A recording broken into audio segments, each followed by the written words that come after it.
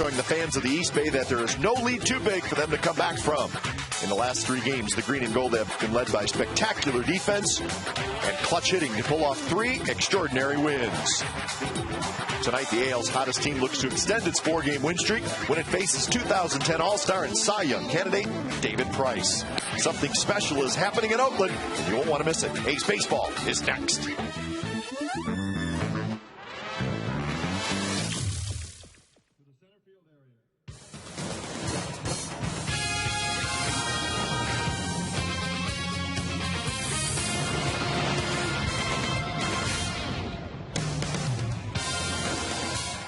Beautiful night for baseball at the Coliseum. A's fans heading on in, and the A's are hot, but they're going to have their hands full tonight against that young man, the left-hander David Price. He's a 15-game winner. So the A's trying to make it 3 in a row against one of the best teams in the American League. It's game 3 of this 4-game series. The Oakland A's and the Tampa Bay Rays, and it's coming up right here on Comcast Sportsnet, California. Hi again, everybody. Welcome to Oakland A's Baseball. Along with Ray Fossey, I'm Glenn Kuiper. Now, we've seen a lot of great pitching this year and a lot of great pitching matchups. But, Ray, I don't know if you're going to find a better one than we have tonight with Price and Anderson. 2 good young left-handers. Of course, David Price started the American League All-Star game this year. He was a starting pitcher. But Brett Anderson, coming off the disabled list, I think in his last start, he did not have the sharp slider and the curveball to the back foot. That's important for him, especially against the Blue Jays, a power-hitting ball club. But I think for David Price, the A's are sending 3 lefties in the lineup against him tonight. He can throw upper 90s. He also has 4 pitches, a very good young pitcher. And, of course, his professional Major League career started in the big leagues, and that was in the postseason. So he has had that experience, but he's an outstanding pitcher with 15 wins just behind CC Sabathia. Rajay Davis said, get ready for the heater tonight. Yeah, he's got a lot of them. Yes, he does. David Price, 95 miles an hour. So it is going to be a good pitching matchup tonight. And again, the A's going for their 5th win in a row and 3rd in a row over the Rays. We'll have lineups and first pitch when we come back to the Coliseum. It's the Oakland A's and the Tampa Bay Rays.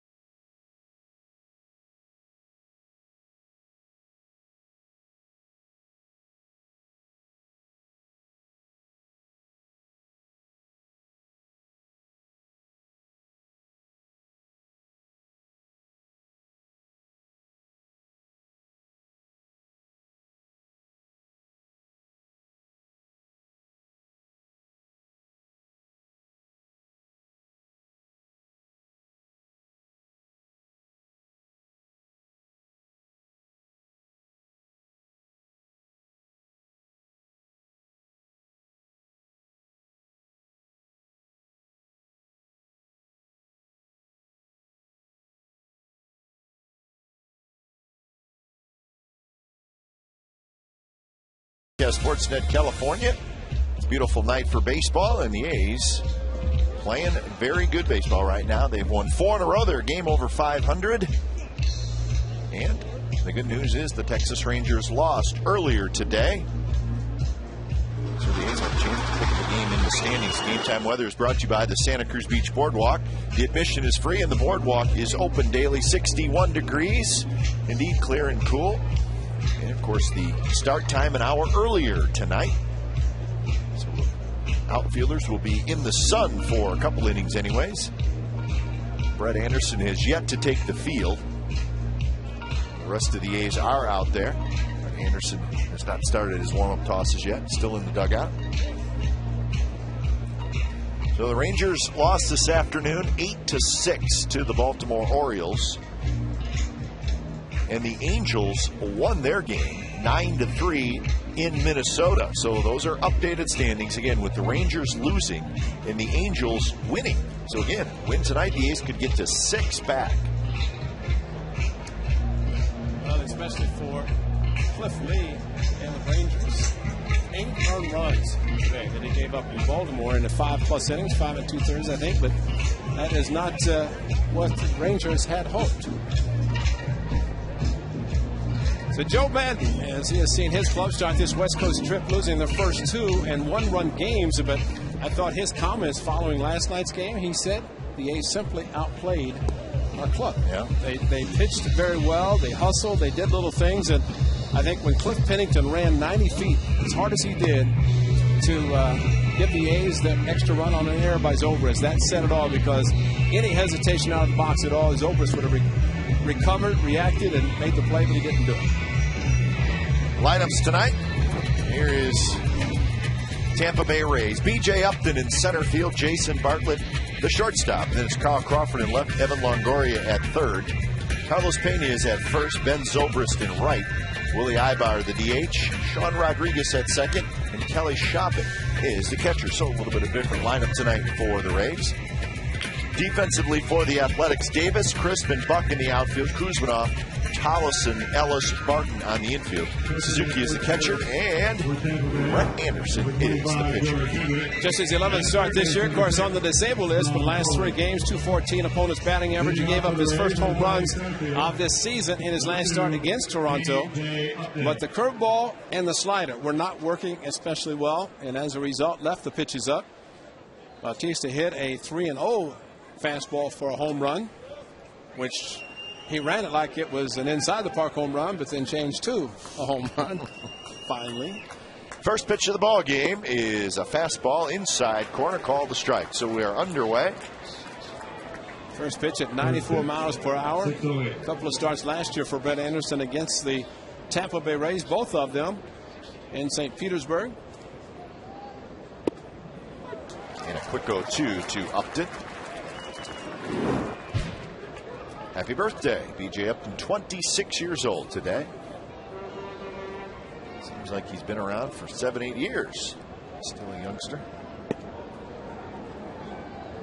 Well, this game's starting after 6 o'clock local time, which means the shadows, the sun, most of the infield, outfield in the sun, and then the shadows for the hitters. And you're going to see a little bit of that. Matter of fact, David Price is going to feel right at home because he started the All-Star game in Anaheim, same conditions.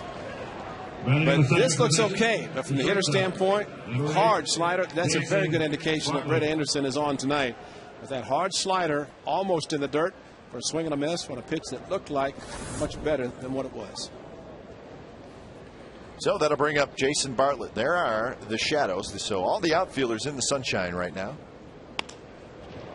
A little flare, but Mark Ellis grabs it. Bartlett is retired, 2 outs. There's no doubt hitters will think about the hard slide and the curveball. Brett Anderson likes to throw for a strikeout pitch. So we'll do what Bartlett just did, try to jump on the first pitch fastball. And Brett Anderson got it on his hands on enough that it jammed. So here's Carl Crawford. Good fastball there from Anderson, 95 miles an hour. Well, if he says he throws harder as the game progresses, he may be throwing triple digits like Henry Rodriguez. Good pitch there, outside corner, and it's 0-2. Right. Failed to mention last night, Henry Rodriguez picked up his first major league win in that brilliant performance, one-inning pitching. Throwing the ball 101 miles per hour.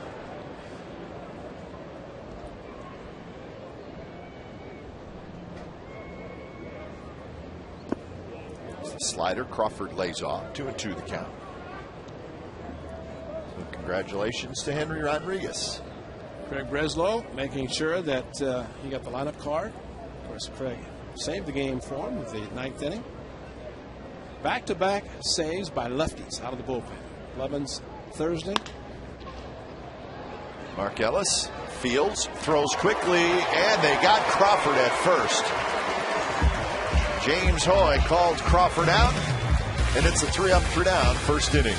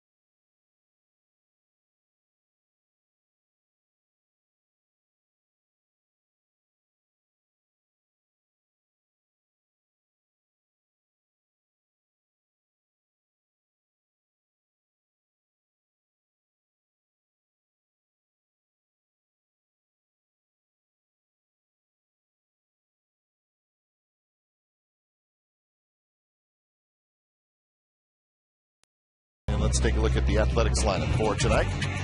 As usual, Coco Crisp at the top. Then it's Barton, Suzuki, and Kuzmanov. Ellis, Davis, and Cust.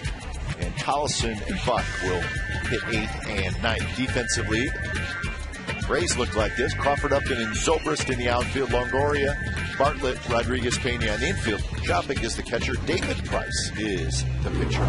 As I mentioned, 15-game winner. Just behind CC Sabathia.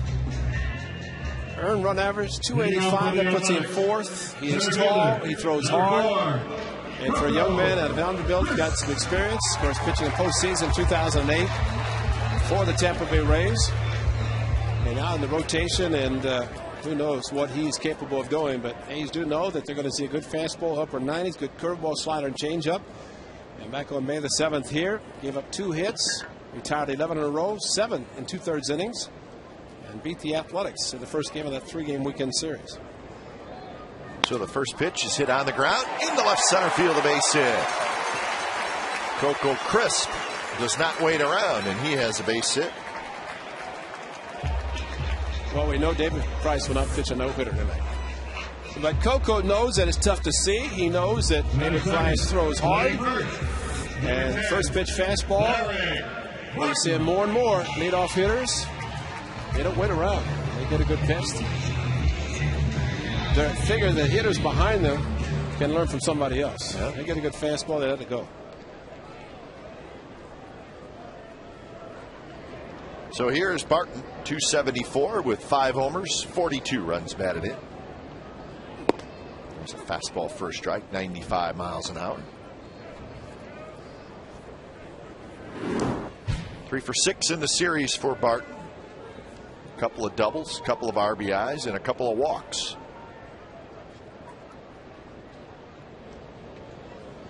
So Barton swinging the bat better as of late. Well, Markell is to in the top of the first inning. Caught it, threw it quickly. Good stretch by Derek Barton. Was he safe? Was he out? It's called out. James Hoyle looked like he made the right call. George Hendrick, first base coach. Carl Crawford thought that Crawford had beaten the throw. 0-2 to Barton. That one just a bit low, 1-2. It was interesting that Ellis made the play the way he did. Instead of backhand and throwing on the run, decided to catch it straight on, release quickly. It's like he's turning a double play, got enough on the throw, and got a big out to end the inning.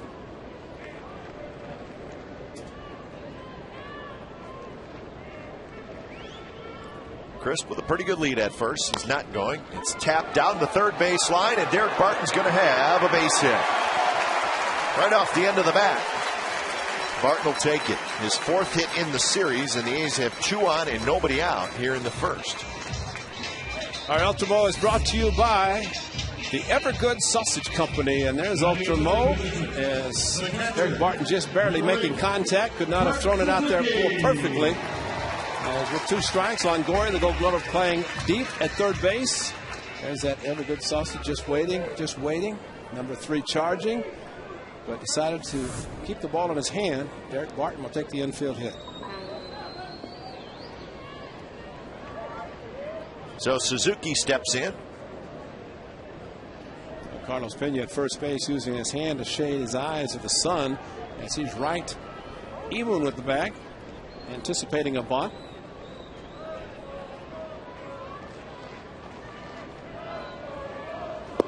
Well, one thing about those shadows we're talking about, they move quickly. In the top of the first inning, it was right behind the pitcher's mound, and now it's moved close to second base. So it will not take long before it's well into the outfield. Pena dealing with it right now.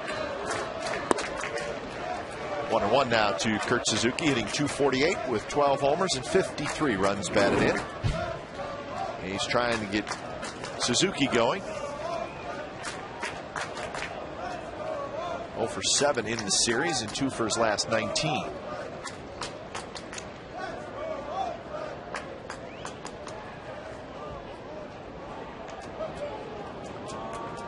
It's always a good thing if you can win games when a couple of your hitters are struggling, and the A's have a couple hitters that are struggling, but they've still been able to win games. A's have won 4 in a row, 3 straight 1-run wins. Runners take off. Throw to third. No throw. Shopik could not get rid of it. And that is a double steal. And A's do it again.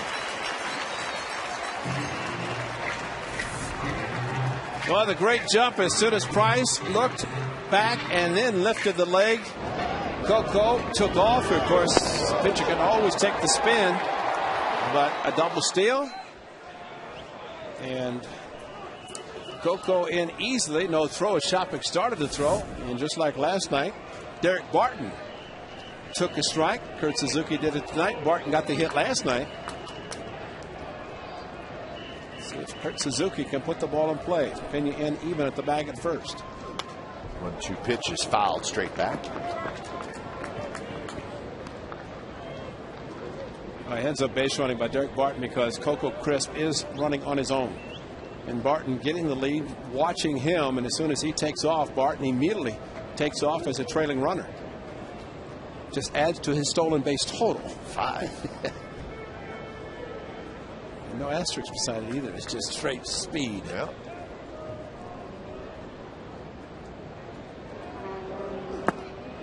And now it's 2-2 to Suzuki with Kuzmanov in the on-deck circle. A's are 38-25 at home. And they are 4-3 against the Rays this year.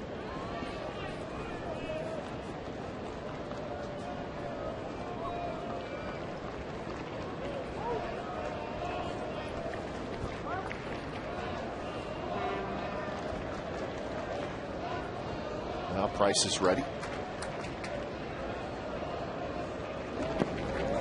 And it gets past Shopik, and the A's are going to get a run. They're saying it hit Kurt. Oh, they're saying it hit Kurt Suzuki. Yeah.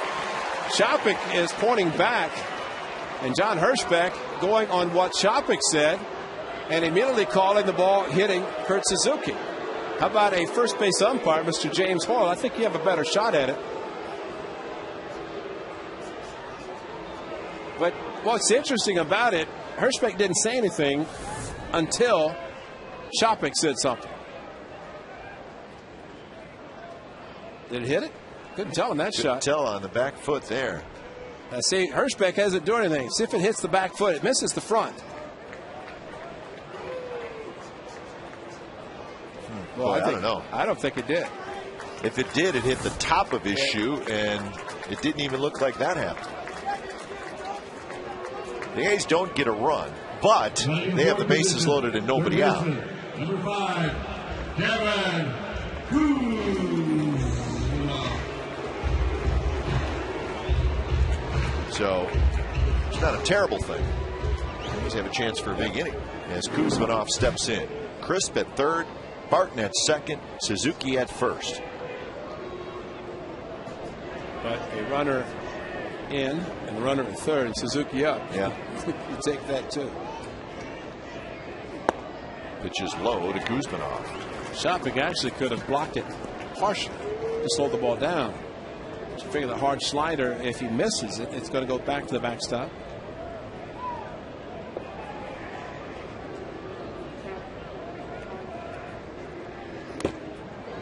Well, Price obviously has had a terrific season.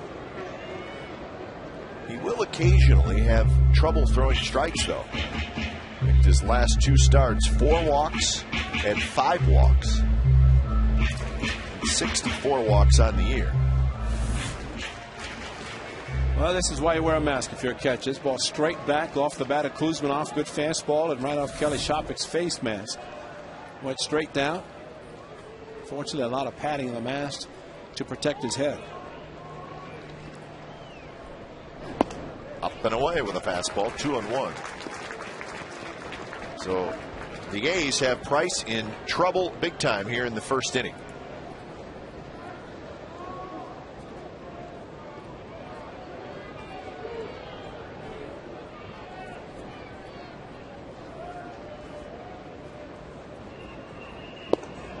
There's the fastball, 96 miles an hour. Just a little up. Kuzmanov missed it, so 2-2 is the count. Mark Ellis waits in the on-deck circle.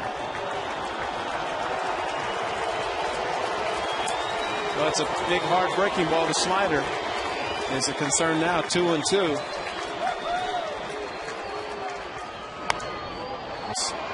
Fastball that's popped up foul, 97 miles an hour.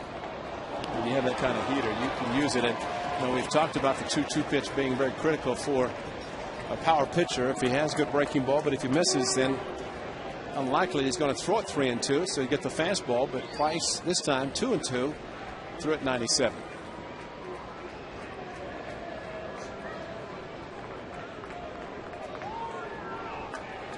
So another 2-2 to Kuzmanov. Check swing into the seats, another fastball.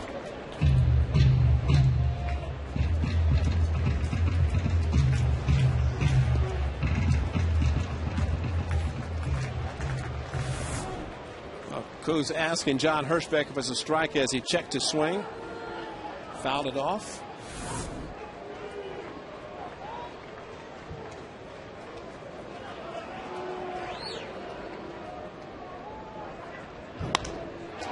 To right field, hit pretty well. Zobrist back, still going back, reaches up and makes the catch. It's going to be a sacrifice fly for Kuzmanov as Crisp scores. Barton goes to third, and the A's lead 1-0. Well, that's a great at bat, and Kuz, like he did last night, getting the single to right field on a slider from Benoit, stays back, maybe thinking about the off-speed pitch, and hammered the ball to right field again, deep enough to score one and advance another. So very good hitting by Kuzmanov. So Kuzmanov gets his 57th RBI of the year. And Ray, how many times have we said this? With a great pitcher on the mound, you may only get one shot at him. You never know. Yeah. You got to take advantage. Yeah, remember Felix Hernandez in Seattle. Yep. Bases loaded first inning, nobody out on 3 hits. And I think Price is in that category. Oh, there's no doubt. You're a strikeout pitcher, a dominant pitcher, and just a matter of settling in. 21st pitch coming up. Ellis 260 with a couple of home runs. He pinch hit last night.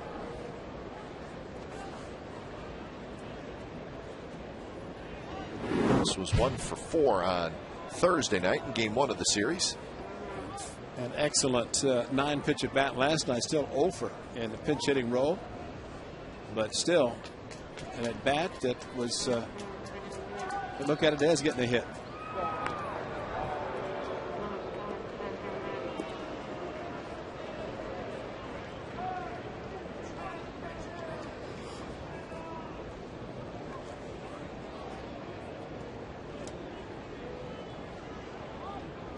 Rajai Davis in the on-deck circle.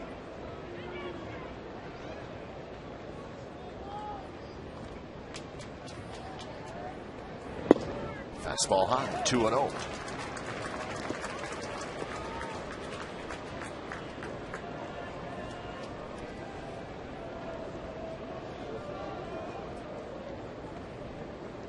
Joe Madden, Dave Martinez giving the calls, the signs to Kelly Shopik on the throw-overs.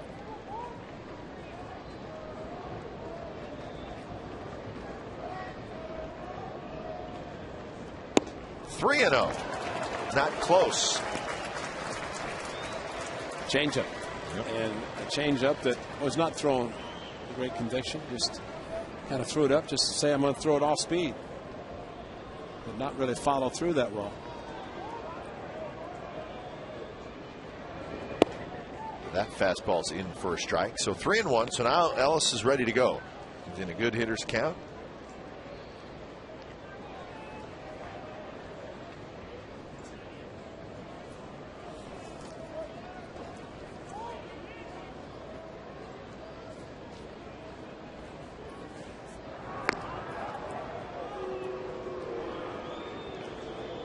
So a long bottom of the first inning, and the A's with a run in, but they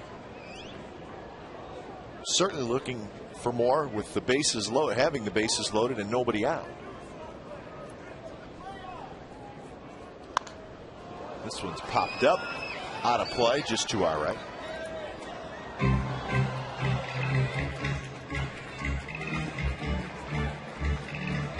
So a full count. Suzuki, the runner, at first. Barton at third. You know, as many times as Price has thrown over to first base, it's probably going to be tough for Suzuki to run unless he's 100% sure the pitch is going to the plate. And at that point, it has to be contact by Mark Ellis. I'd say it's a pretty good chance he's not running. Foul ball again by Ellis.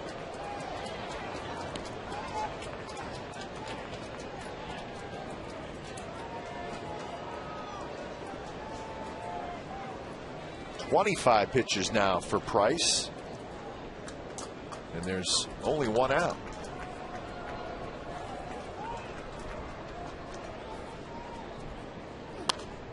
Another foul ball, making him work.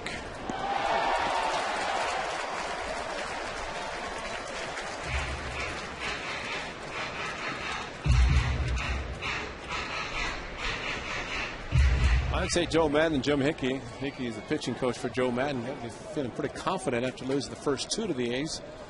They have their ace on the mound. And, of course, the no-hitter pitching tomorrow, Matt Garza. Shallow center field. Upton, and it's going to fall. Nobody caught it. Barton trots in to score, and it's 2-0. Well, if Upton and Crawford don't get it, with their speed, I don't know who is going to catch it. Well, that's an excellent point, because we have seen some tremendous plays by Crawford and Upton, but this one, the triangle. And amazingly, with the ball dropping, there was not a serious collision with the speed of Crawford coming in, Bartlett going out, jumping over him, and the ball dropping right in between them. So even with all the speed, they could not get to the ball. Another great at bat by Mark Ellis. Now we talk about Francesco's and getting a dinner. I think with what Mark has done last night and tonight, give him one. At least like a salad bar. No, I think he gets a full encore. Right. Main course. How many did he get? 9 last night? 9 last night and 8 tonight. 17 and 2 at-bats. Francesco's it is. Batting the 6th position. We got to get over there, too. 8.5 pitches. We got to get over there, too. Some tiramisu following. We should. Chicken parmesan. I agree. Some pasta. That's a good call. Maybe, they might even send some over. It's not that far. Is it a mile at the most? At the most. I'm sure they deliver. Coliseum way. Broadcast booth 1. Davis, good swing. Fouls it straight back. Well, that's a great at bat by Mark Ellis, and even better to get a run in and to have a runner at third base, because Suzuki could just get to second, but Mark Ellis battled and from 3-0 to 3-2, fouled off a couple of tough pitches. Great breaking ball there by Price. 0-2 to Raj.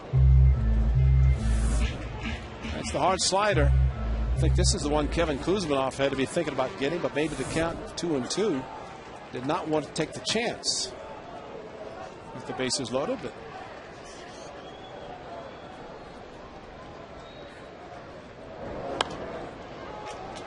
so Rajai Davis behind in the count 0-2. And Mazzaro, that's many pitches last night for a different reason. But 30 pitches in the first, 200 runs. The Rays scored off Ben Mazzaro. So tables have turned tonight. David Price, number 31, coming up. That one hit hard with foul. So the count stays 0-2.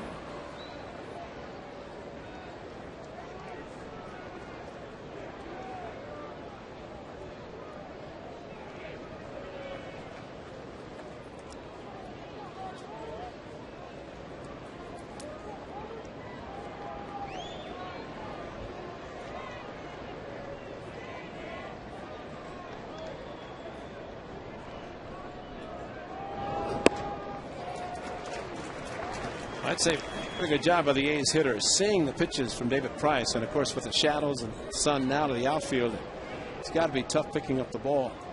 This is the 6th batter he's faced, and when you're a hitter and the ball's coming out, especially the tall left-hander, kind of out of the sun into the shadows. Line over the head of Todd Steverson, so another foul ball.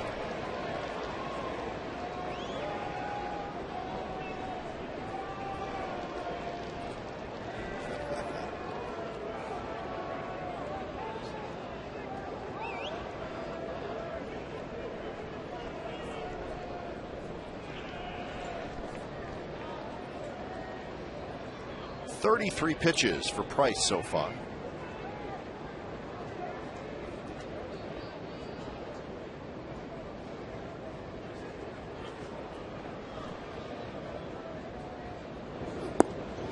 And now it's 2-2. You think of the top of the inning, which seemed like an hour ago.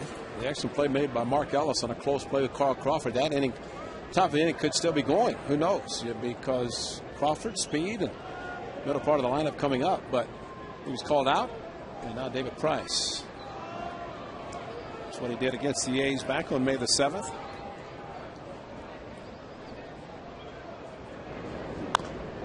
Curveball rolled foul. Another good at bat by an A's hitter. And the first game of the series on May the 7th, the Friday night, David Price was very good against Gio Gonzalez. Run support. Geez, that sounds like Jim Joyce. It was. Jim Joyce crew was in here for the weekend. Perfect game thrown a couple of days after David Price's start. A's lost that game, then came back and won on Saturday 4-2, and then of course on Sunday it was the perfect game by Dallas Braden, which was a 4-0 final. This at bat started 0-2 for Rajai Davis.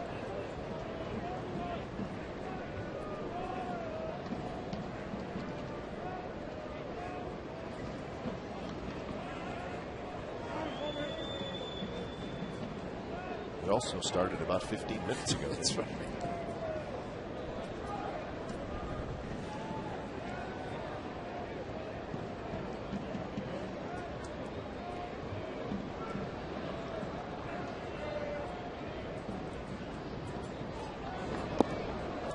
Off the catcher's mitt. No, they're calling that a foul ball too? Ball, yeah. Wow. Interesting first inning for Kelly Shopping, the catcher.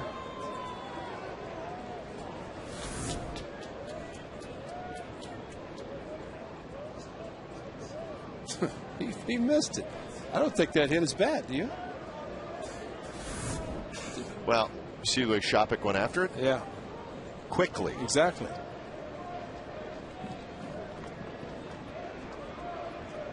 Huh. Now a full count.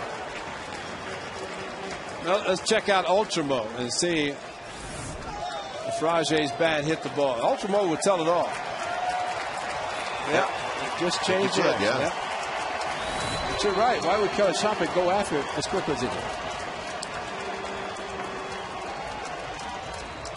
Suzuki and Ellis are the runners. They do not go, and the ball is lofted to center. Upton comes in. He's got it. So that long at bat, Price ends up getting the out as Davis flies out. Check out our keys to the game brought to you by Toyota. He's on a roll, trying to keep it going. A couple of runs in this first inning against McDavid Price, the Cy Young candidate, who is 115. And for the Athletics, they want to give that man some run support. He is cheering his boys as Rajay Davis, a 12-pitch at bat, starting at 0-2. So maybe give some company to Mark Ellis going to Francesco's. Maybe the four of us could go. Raj, Mark Ellis, you and I. Be fun. Talk a little ball. Two of our favorites.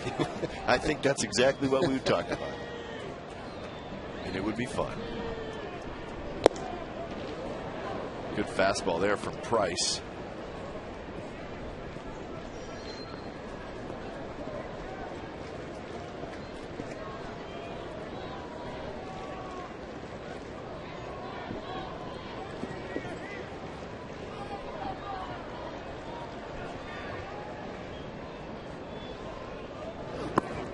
You know, it's hard to not talk about baseball during a baseball season. Oh, yeah. You play so many games. That's right.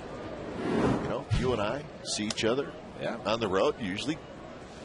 Well, you have a conversation about the game that night or the night before or something like that. That's especially a good idea in August when football starts. Well, that's right. Continue talking baseball. I don't even know what you're talking about. That's good. I like that.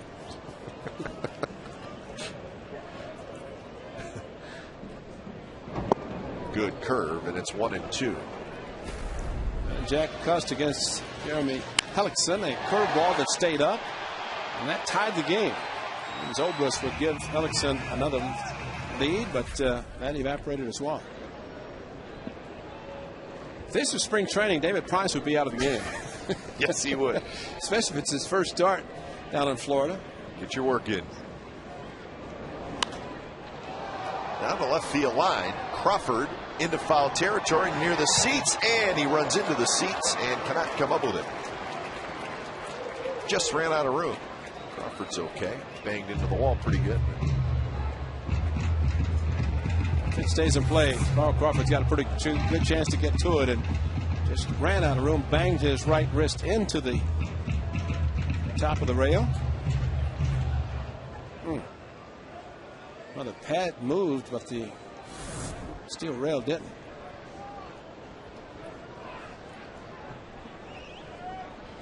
So 1-2, 43 pitches in the first inning for Price.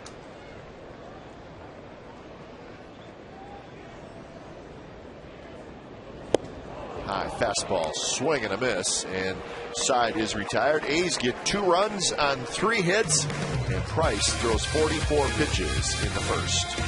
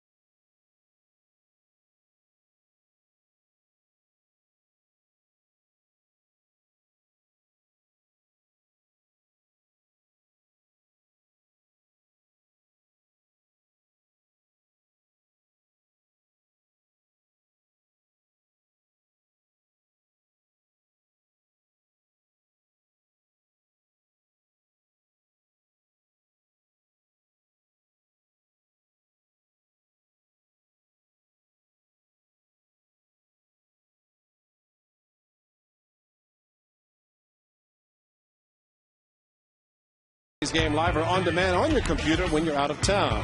Visit OaklandAthletics.com to order and get more details. MLB.TV, baseball everywhere you go. Well, Brett Anderson, how long that inning say? Was that just the bottom? The bottom of the first took 26 minutes. And anytime there's an announcement in the press box, you usually listen up. Could be important. And I don't know that I've ever heard the length of a half an inning announced. But it was long. He's got 2 runs off Price. Well, maybe David Price wanted to take as long as he did so his hitters would have a better chance of seeing the ball with the shadows disappearing. They're going fast, like he's suggesting. So Brett Anderson goes to work on Longoria, Pena, and Zobrist. There's those shadows there. Well, we're about half hour into the game.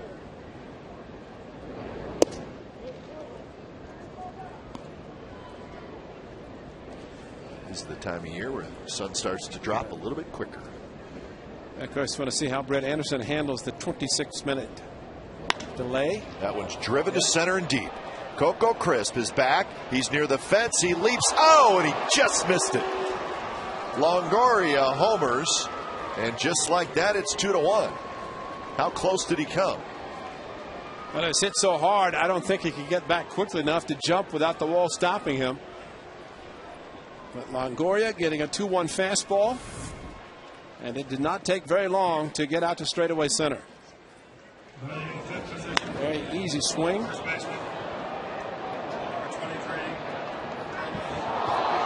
If he gets back and can jump straight up, he might have a chance, but see the wall stopped him right there. That's how close. But that's the difference of it being kind of a high arcing fly ball home run as opposed to the line drive. Looked like it may even have just caught a little glove. So Longoria's 18th of the year, his second in this series. And the third hit off Brett Anderson in back-to-back starts. 2 against Toronto, his first 2 of the season, and his fastball on 2-1.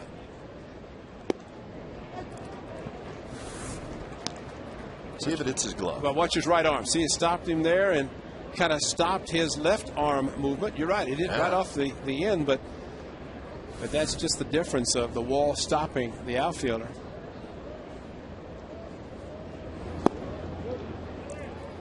That is a swing, says Wally Bell. 1-2 to Pena with Zobrist in the on-deck circle. And the ball Coco caught in right center. Check swing, definitely swing by Carlos, but that one he had a chance to go back and jump straight up, and that's how he was able to rob the home run. Strike 3 called. Pena knew it. Second strikeout for Brett Anderson. On a good hard curveball and kind of buckled the knees of Pena, and starting it at him, even if you recognize it, couldn't pull the trigger.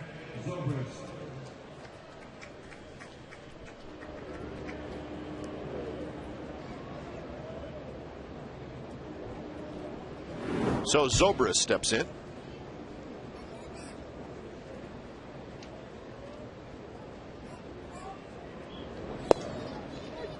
When we were in St. Petersburg earlier this year, the Rays had just signed Zobrist to a contract extension, a 3-year, $18 million deal, which begins next year.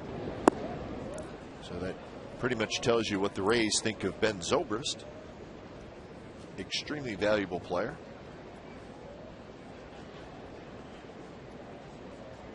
When you got a guy who's pretty good at 2 or 3 different positions, that'll help you. Pretty good right fielder, pretty good second baseman.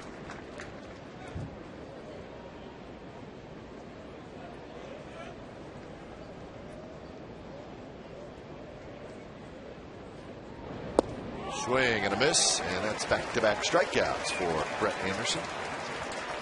Well, great recovery for Brett Anderson after the home run, but more importantly after his last start in which the curve and the slider were not working. Again, this one hard to the back foot, just like the one to B.J. Elpton to start the game. Ultra Mo, look how much he swings over the pitch.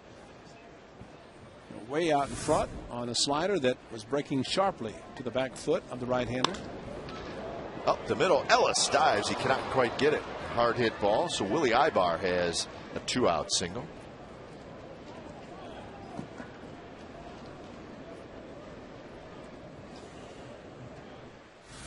Second hit in the game for the Rays.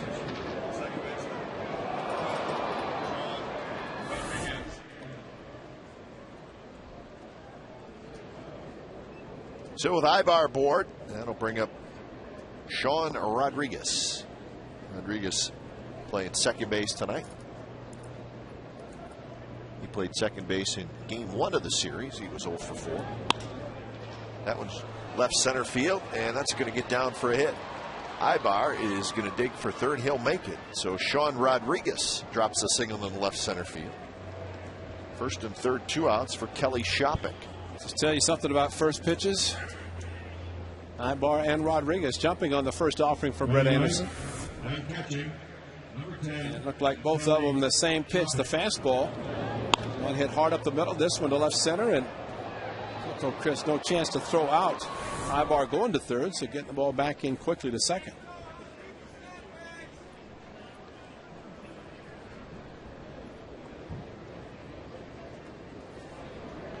So we're seeing Shopik for the first time in this series. John Jaso has been the catcher and the leadoff hitter first 2 games of the series.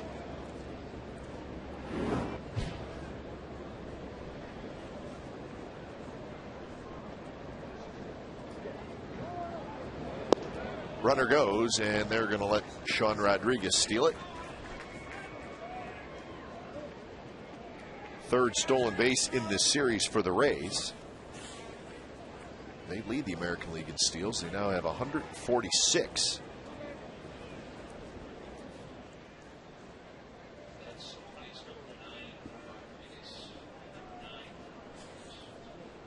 Bob Rose tells us stolen base number 9 for Sean Rodriguez. Rosie Bob, we like to call him. I think he's close to Ricky Henderson when he keeps announcing those SBs.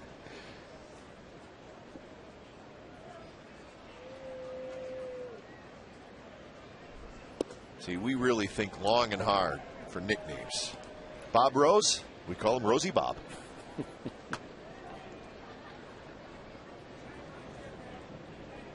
So 1-1 the count. There he is. Swing and a miss on a good curve. 1-2. Well, I'd say there's a pretty good chance to get another one. Maybe the hard slider. This one that he just swung at. Kind of the curveball, but 3 strikeouts. Slider, curveball, slider. 1 called, 3rd strike, 2 swing and misses. Good breaking ball. Shopik strikes out. A couple of runners stranded. Anderson strikes out 3 in the inning, but Longoria homers. So it's 2-1 Athletics.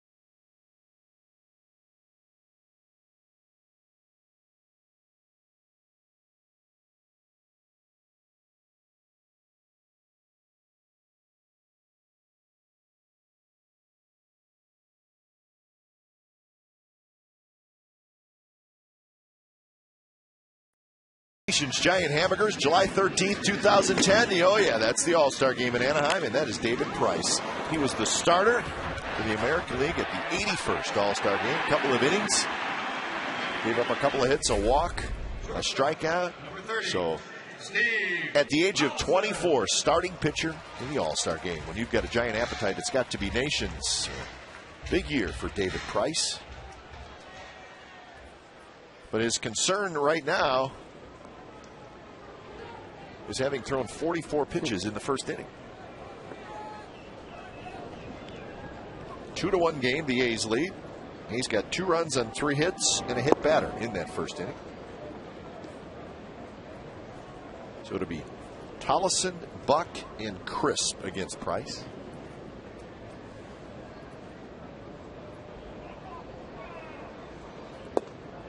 Good breaking ball, and it's 0-2. Tollison 6 for 17 on the season.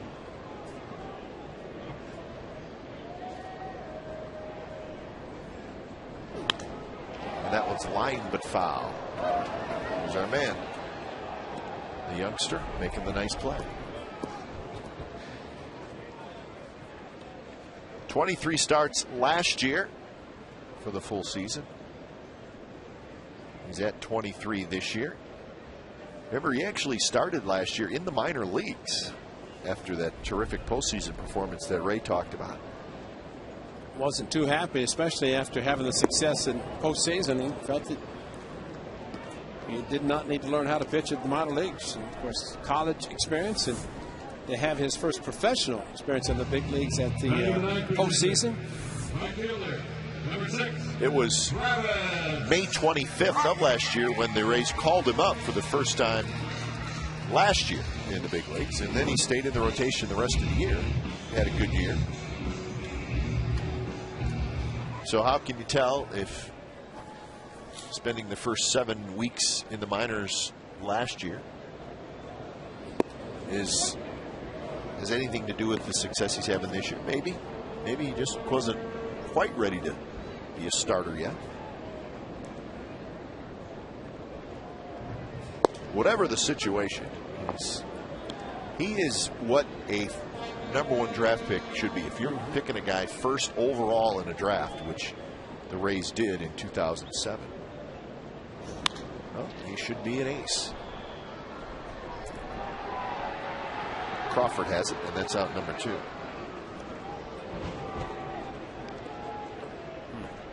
Built around the draft, indeed. Center fielder, number 4. That's what happens when you have horrible record. You get the top draft choices, and it's pretty good rotation. You got an all-star Gold Glove third baseman, an outfielder, B.J. Upton. Wow, that's a heck of a draft. They should be very proud of themselves. They might lose this guy, Carl Crawford, 7 years, 8th season now he's been in the big leagues. Well, Price is going to settle down, and he has an 8-pitch inning in the second. So 3 ups, 3 down. We go to the third. A's 2, Rays 1.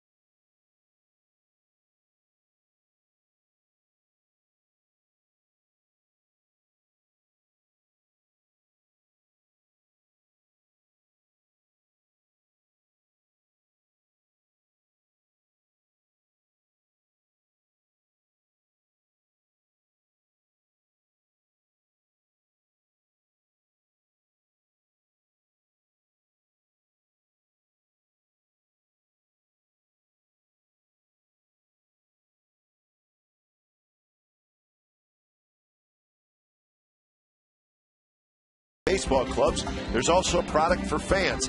Improve your fantasy player, track your favorite players and teams. Go to BloombergSports.com for details. Third inning from the Coliseum.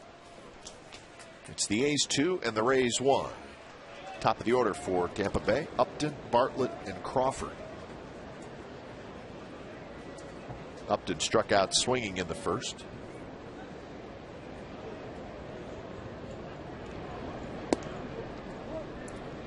Anderson with 4 strikeouts in the first 2 innings. You got Upton in the first, then he struck out 3 in the second. Pena, Zobrist, and Shopping.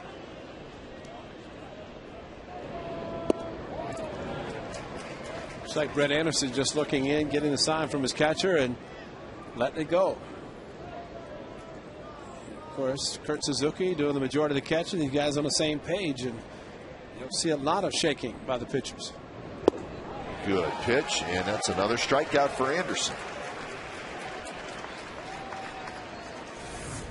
Well, whether you can see the ball or not, this is a tough pitch to lay off. Look there, like it's a strike, and probably until it gets about home plate, it looks like a strike and then just disappears.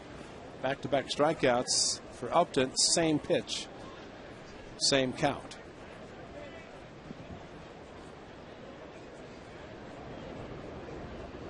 Here's Bartlett. Bartlett to right field, and that'll drop for a hit.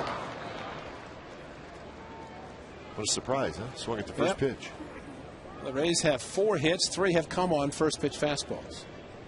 Well, with a slider like that, that's it. I'd swing at a first pitch fastball. And that's like a pitcher with a great split finger fastball that you're going to use it for strikeout.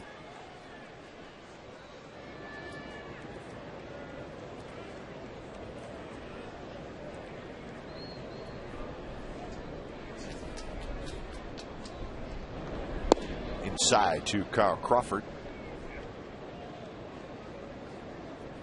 Crawford grounded out. Mark Ellis made a nice play to his right to end the first inning.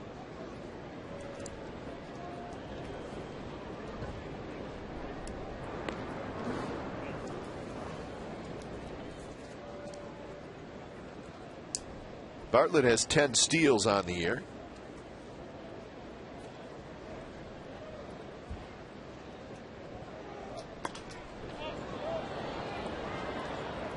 Threw over and then came back with a slide step. Fastball. I think the biggest thing for Brett Anderson being a left-hander, if he gets calls from the bench, and if it's not to throw over, his mindset is to throw to the plate, and he might lift the leg and see the guy going, but he's already committed to go home. And I think in time, all 3 left-handers, Dallas Braden we have seen already, he does it very well, but that's the front leg, and as a left-handed pitcher, you see the guy going, you can freeze him, or at least if he's thinking about going, you can freeze and maybe pick him off without being told to throw over. Crawford hits it hard, foul, so 1-2 to count.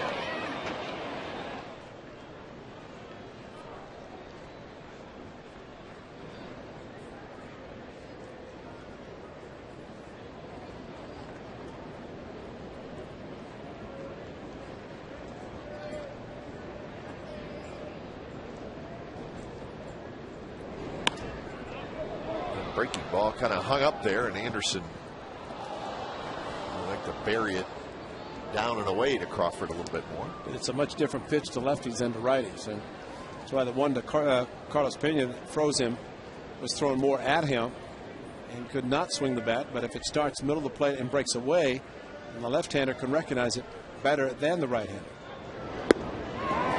Fastball down and away, and Crawford swings and misses. 6 strikeouts. The A's take on the Angels Saturday, September the 4th. It's a 105 start. 10,000 fans that afternoon will get an A's baseball hat. And it's brought to you by Cache Creek Casino Resort. Cache Creek Casino Resort. Tickets by calling 877-493-BALL or order online at oaklandathletics.com. Just look at that A's logo off center. Yeah, a little bit. That's what confused me. 6 strikeouts.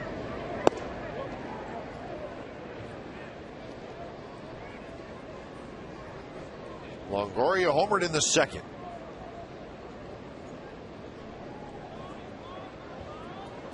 It was his 18th of the year.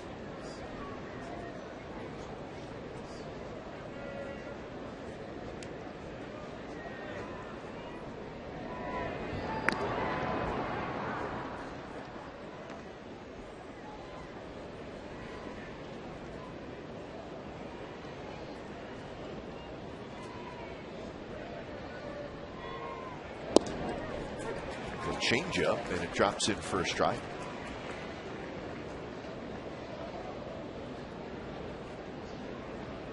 Longoria now 82 RBIs.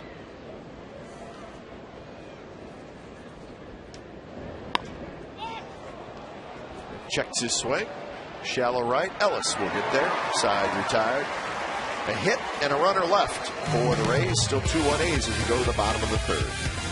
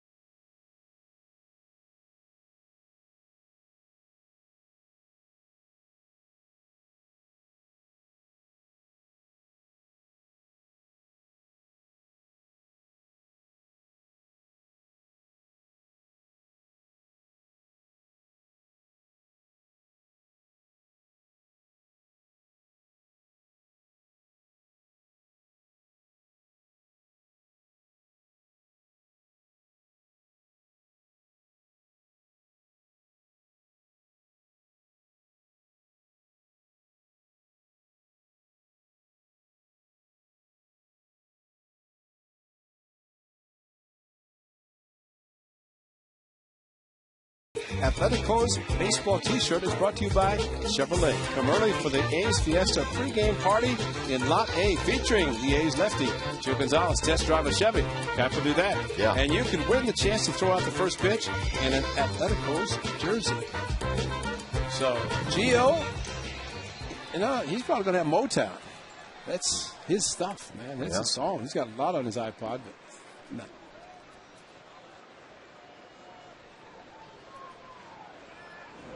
Nothing wrong with Motown. I'd say every game he pitches, it'll be on. I think you're right. Yeah. Derek Barton leading it off. Be followed by Suzuki and Kuzma.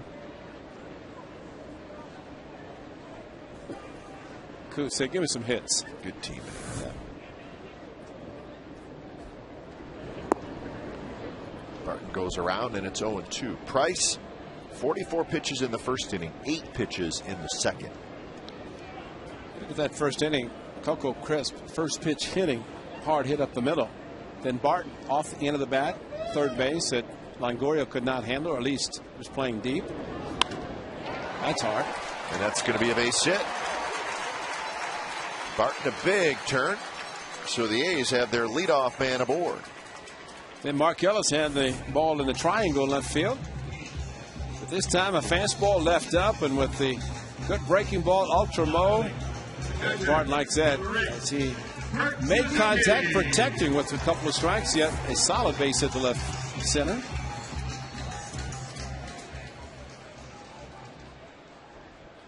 So hit number 4 for the Athletics, and here's Kurt Suzuki.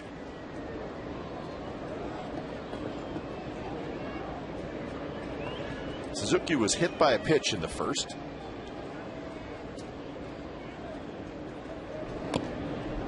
Foul tip, 0-1.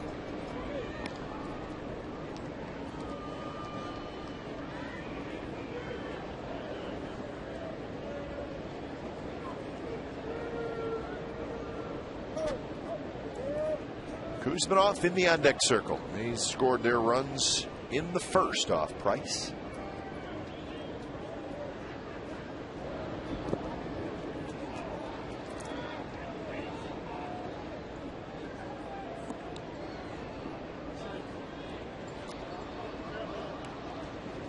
Charlie Shopik with the Cleveland Indians. Now, of course, with the Rays, doing a good job. He's very good. Hurt the A's several times when he was with the Indians. Backing up Victor Martinez.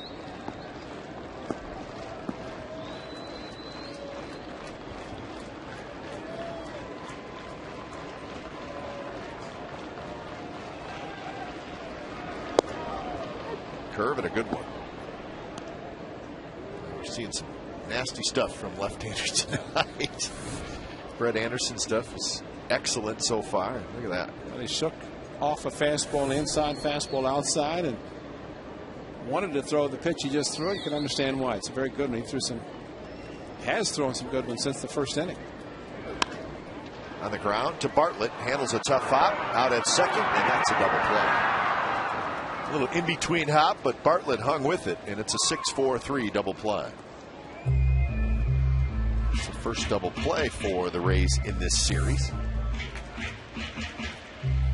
Came right up into his hand, and plenty of time for Rodriguez to complete the double play.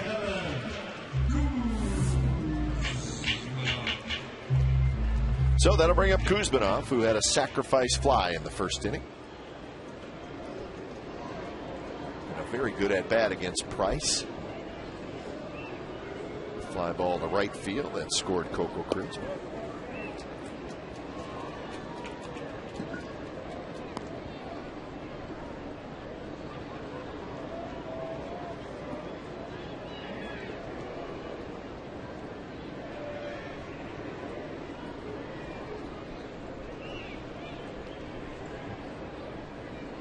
Kuzminov leading the Athletics in runs batted in with that 57. 88 last year with the Padres.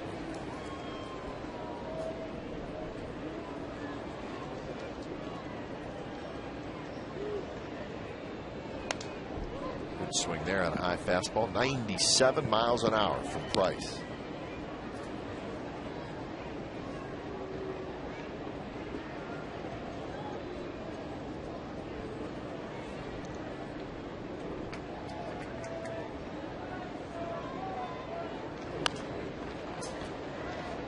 Price standing out there. He's very tall, 6'6", 225 pounds. He's got the pitcher's build, doesn't he? Hey, think of Randy Johnson, a few inches taller, but the same type of build. And like Randy Johnson, with the curveball, the back foot. Randy, of course, a great fastball and developed a hard slider that became unhittable. Hard slider to the right-handers. You didn't want to face a lefty against him, but a righty couldn't hit him anyway. And every once in a while, just a little wild. Yeah. Every once in a while, a no-hitter. Helped his cause. Kuzminov swung at ball, what was a ball, but he ends up striking out. So that's 3 strikeouts for Price. And the A's do not score in the third.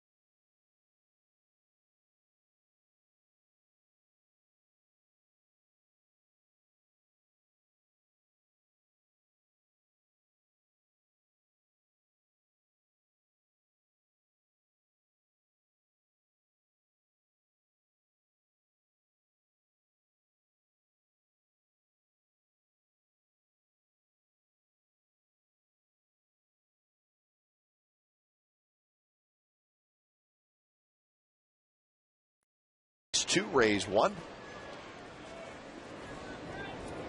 Pena struck out looking in the second inning. Brett Anderson has 6 strikeouts through the first 3 innings. He's given up 4 hits. He's driven left center field. Crisp on the run, still on the run, and he makes the catch.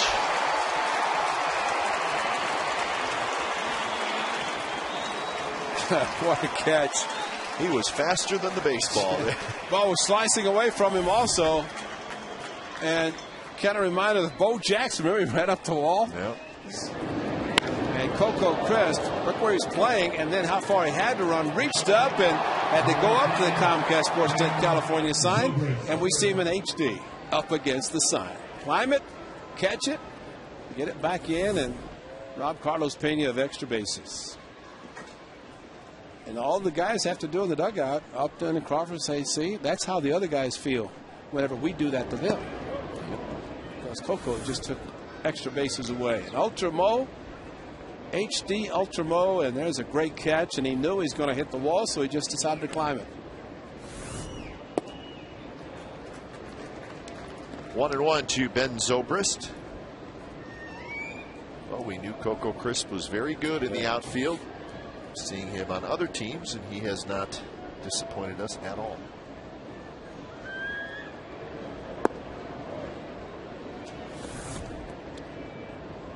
Great concentration, and of course, guys know when they hit the warning track, the wall's going to be on very quickly, and Brett Anderson, that's why he's out there. Kuzminoff, fair ball, long throw, and not in time. Zobrist beat it out. So an infield hit for Zobrist. Kuzminoff did everything he could do to make the play. They need a slower runner, especially to have to backpedal at that point. Zobrist with very good speed. And just a tremendous play by Kuzminoff. But once he had to backpedal to get the hop, Zobrist with his speed was going to be able to beat it out.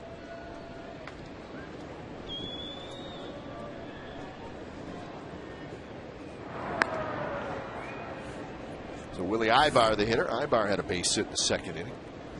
Good call. Just fair. Well, as a third baseman, you have to make the play, even if you don't hear. Of course, that time the umpire was behind Kuz.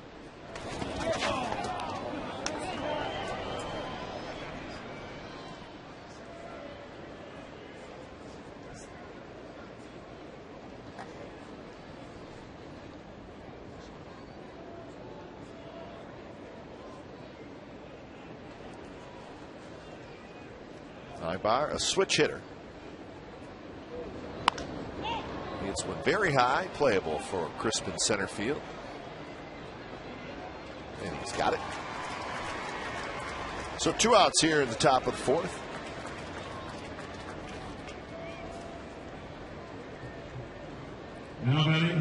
And that'll bring up Sean Rodriguez.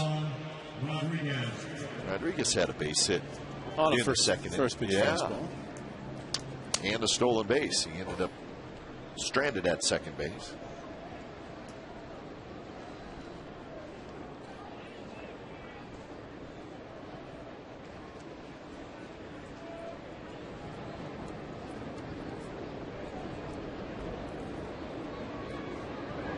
Runner goes. Suzuki juggles it a little bit, so no throw and a stolen base for Zobrist. Nothing going on the first move. Leg kick. There goes the runner, and Zook would not have had a chance anyway.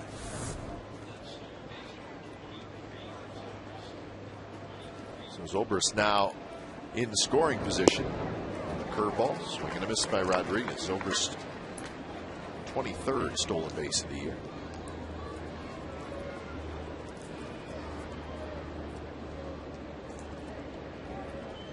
Almost have to stay with a hard slider. Just throw as hard as you can, make it look like a strike. Get the swing and misses. Fastball just a bit inside, but a good pitch.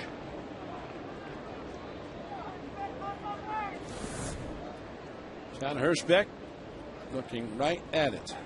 Off the plate. Ellis sneaking in.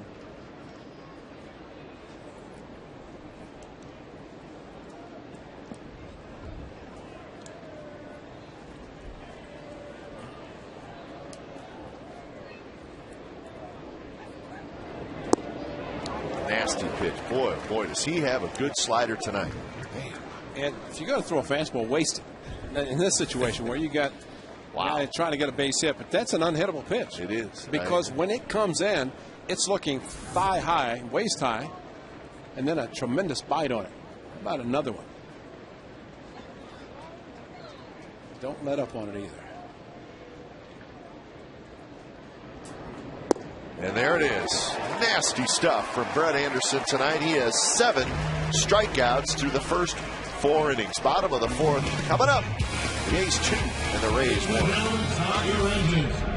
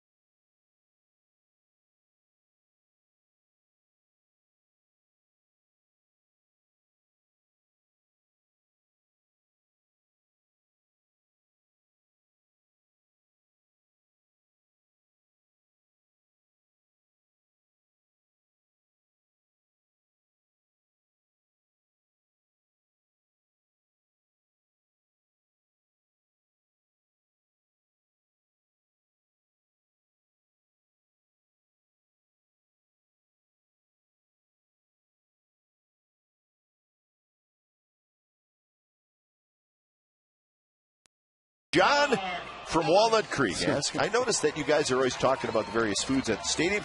Do you need someone to get food for you? I could be your food valet. It's not a terrible thought if you really think about it. A food valet? Food valet. We're waiting for Chef Rodney to. Well, but he could go to Chef Rodney and say, hey, the guy's a little bit hungry, looking for some sliders.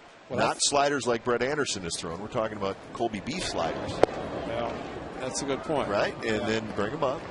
Cookies. We always get the cookies. Marty eats them. No. And I will say, remember, Chef Rodney sent up some real good stuff, the Colby beef burgers. And nice play by the second baseman, Sean Rodriguez. I think there were some crab or some sort of sandwiches. And crab sandwiches were unbelievable. But, you know, I thought they were available throughout. I got a call from a gentleman. Said, you know, you were talking about this food. Said, I went to the East Side Club and it wasn't there. I know. I remember but that. I talked to Chef Rodney, and he said it just so happened that particular time it wasn't there. Yeah. But he said you have to kind of call or check to see what is available because it's not the same menu. But the food is always good. Oh, and, Rodney saw him, and he keeps talking about bringing stuff up, but we haven't seen him lately. A lot of talk. Yeah. We'd like to see some action, right? Well, especially tomorrow's final game of the homestand. And Jeff Rodney's going, oh, man, they're at it again up there. Well, I mean, he's got to know we're going back to 3 cities. And of course, Yankee Stadium and Taj Mahal. Baseball. Yeah. That's a great place as far as the food in the Yankee Stadium. It's pretty good. Marty likes the cookies. Marty doesn't even yawn when he has cookies. So a food valet, that's not out of the question. It's not a bad idea. It's really not a bad idea.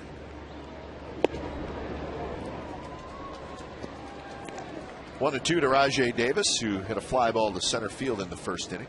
I have a feeling before this season's over, Francesco's going to send some goodies over. Maybe some pasta or something.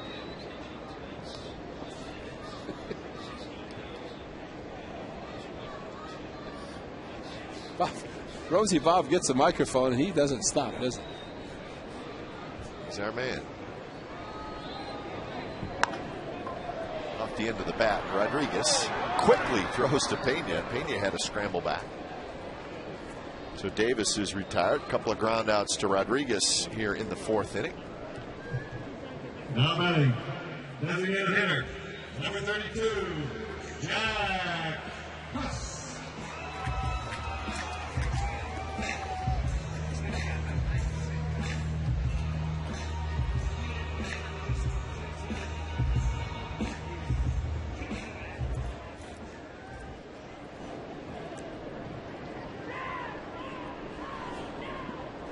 Cuss struck out swinging to end the 1st inning.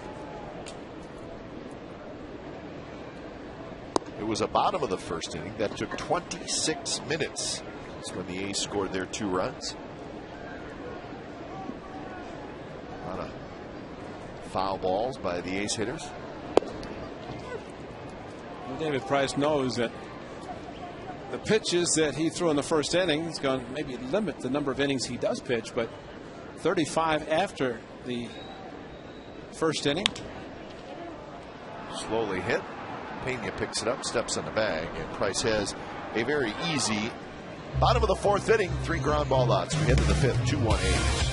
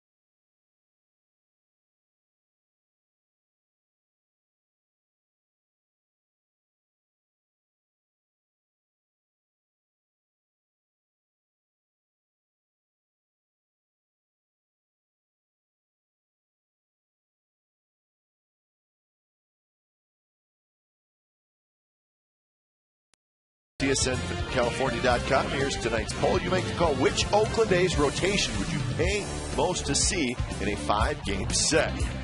Early 80s. There's the big 3 with Lillian Hart and the new guys. And not even Stu and Welch and that group. Huh? Well, how about 4-man rotation with Catfish, Vida, Holtzman, and Blue Moon? They did not make the list. Because they've had to go to a 5-man.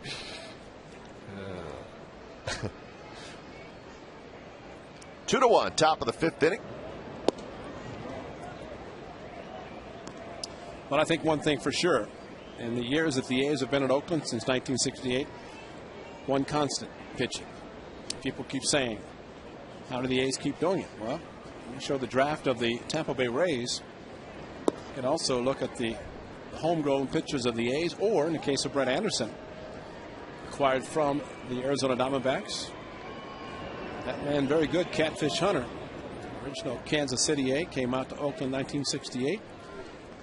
Dennis Eckersley, not homegrown, but was acquired.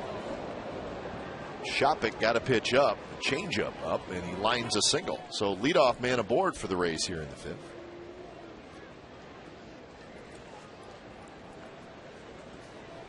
Now batting, number 2, B.J. Upton. He stayed back, and Shopik, big strikeout in the second inning, and that was with a couple of runners on base. Got a pitch up, and this time single to lead off the inning. So Upton has had no luck against Brett Anderson in his first two at-bats. 2 strikeout swing. Oh, drop it, drop it. Oh, I'd love to see that just one time where a pop-up on a bunt, the runner at first, frozen, the hitter quits running, and you've got the easiest double play in the world. But Brett Anderson, watch the runner. Shopik going back and look at the hitter.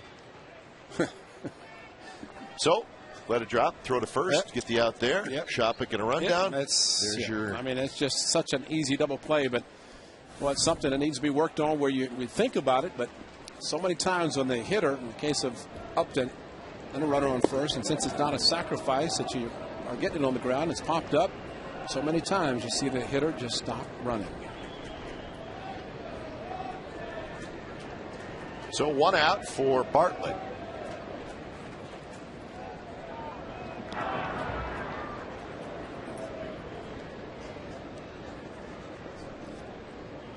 And by the way, that's not an infield fly rule, so you can let it drop. It is a bunt.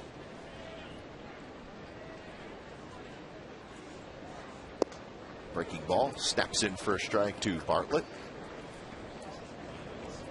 And there's your catching and knowing what hitters are doing. Bartlett, 2 at-bats prior to this one, swinging the first pitch fastball. So what does Kurt Suzuki do? He calls breaking pitches. You're going to keep doing it, you're going to have to hit the breaking ball if you're going to swing. Kuzmanov, short hop. Ellis turns the double play. 5-4-3. A's turn it, and they lead 2-1. Bottom of the 5th coming up.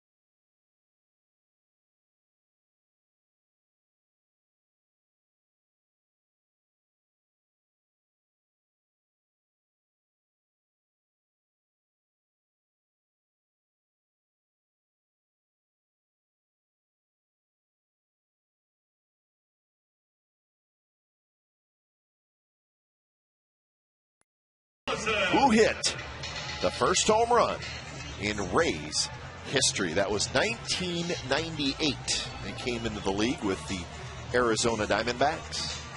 So 1998, the Rays. Seems like a long time ago. In fact, they were the Devil Rays back then. So 13th year in existence, the Tampa Bay Rays.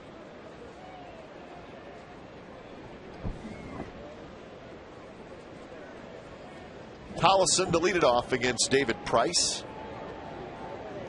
And Tollison drives one to left center, but Upton will get over there and make the catch. 1 out.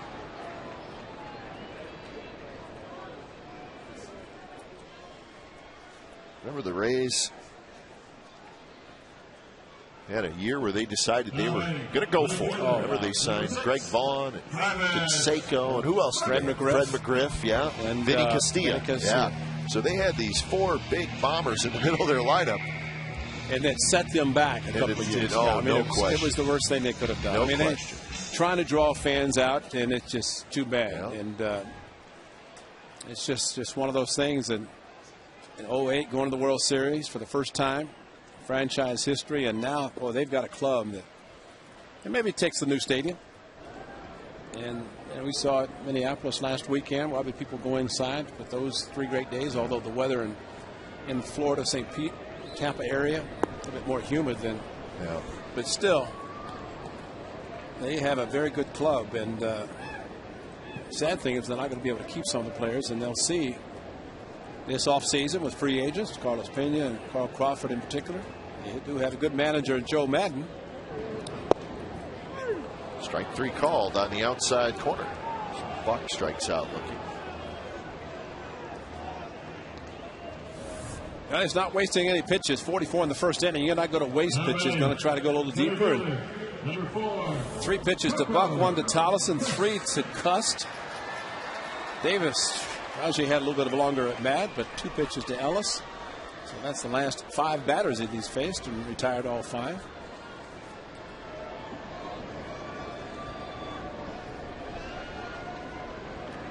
Coco takes a strike, but I remember too, Ray, their first year, 1998. Remember they signed Wilson Alvarez to a huge contract. Remember Alvarez got traded from the White Sox to the Giants, and then pitched a couple months with the Giants, and then was a free agent. And boy, they gave him, at the time, was a huge contract. Crisp is thrown out on a close play at first, so that is a 3-up, 3-down inning. 8 in a row retired by David Price.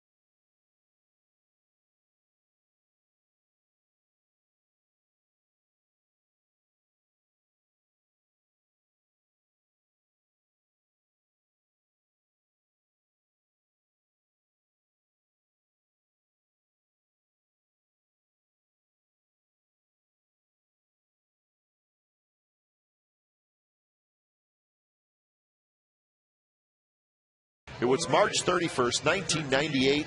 Wade Boggs, future Hall of Famer, did it against the Tigers. Wade Boggs, his full career, pretty darn good. Final 2 years with the Rays. Looking at the Rays opening day lineup, March 31st, 1998. Quentin McCracken was the leadoff hitter. Fred McGriff there, Paul Sorrento,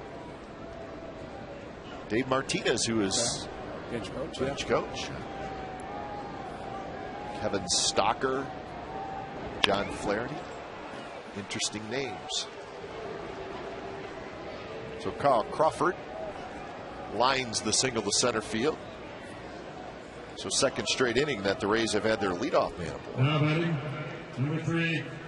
Brett Anderson shaking his head because number one is a left-handed hitter that got the base hit. Number two was a hanging curveball that Carl Crawford hit to center field. And of course, the threat of him running. Crawford with excellent speed.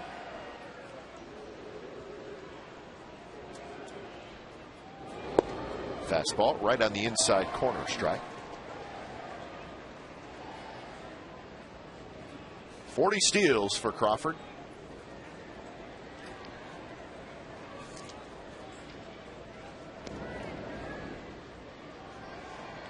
.40 this year, 401 in his career.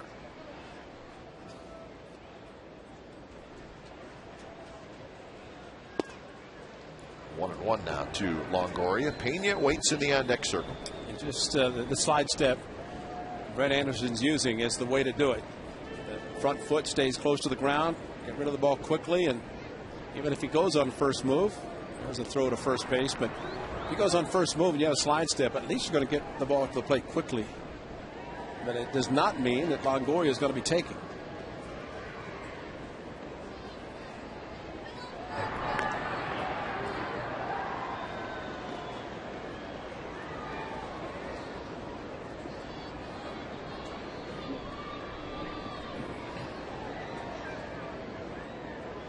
Crawford not going. The ball's bounced foul. Well, after the long bottom half of the first inning, Longoria, the first hit on a 2-1 fastball, Coco Crisp almost robbed him.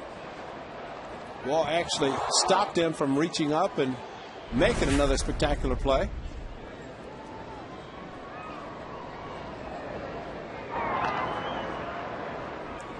Now, if the ball gets by Barton with Crawford at first. Serious. Oh. He'll be rounding third and having a decision to make. Yeah, that might be the road runner.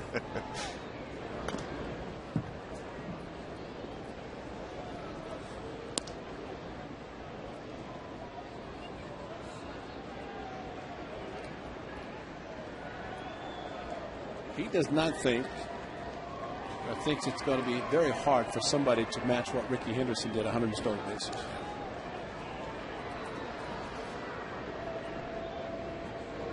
Swing and a miss by Longoria, and that is strikeout number 8. Longoria took a big swing. Well, he stayed with the same pitch. Just as important, he kept Crawford at first base by altering his delivery to the plate. The high leg kick, the throw to first base, the slide step, and then the hard slider down and in. Carlos Pena waiting with his bat held high as Longoria swung and missed. So 1 out for Carlos Pena. Crawford has a pretty good lead. Not going, and the pitch is inside.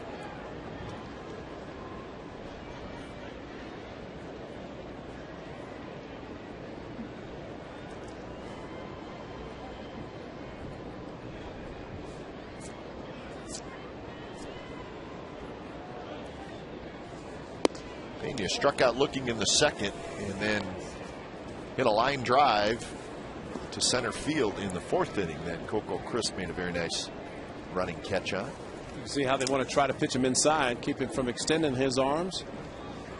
Aaron Rodriguez struck him out when he tried to extend his arms last night. And a fastball away.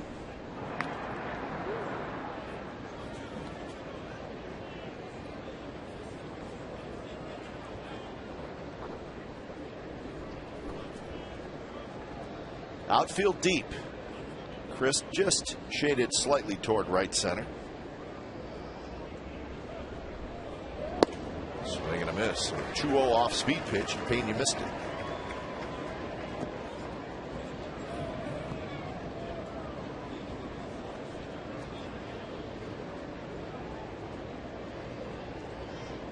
Price sitting there like he's got an off night. It's like he's one of the other 4 starters. Tomorrow's starting pitcher. Yeah. He might be sitting and thinking, I can't believe I'm still in the game after 44 in the first.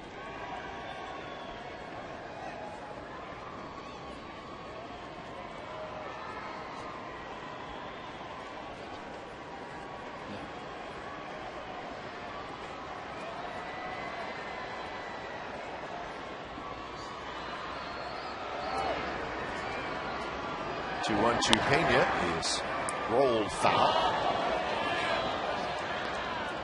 So 2-2 the count. Zobrist in the on-deck circle. He scored their 2 runs in the first inning. The Rays got their 1 run in the second on the Longoria home run.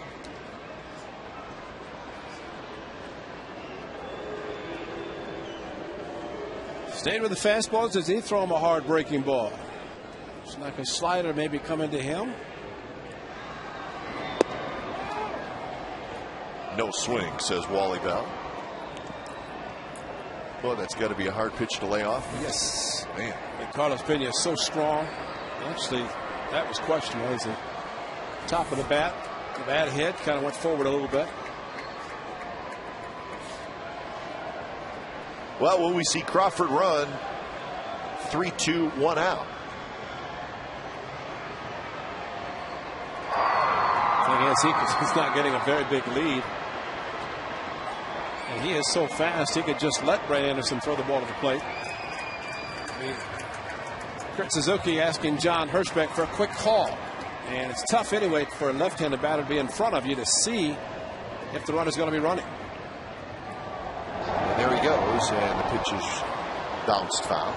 So you're saying Kurt Suzuki will actually say to the umpire, give me a quick call. Yeah, on a 3-2, you don't want the umpire to hesitate, because if you get a pitch that you think is a strike, you want to hear the umpire make the quick call, especially if it's a called third strike. Sure.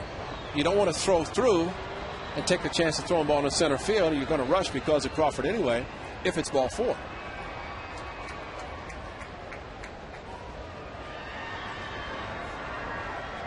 Crawford not running this time, and the ball is rolled foul.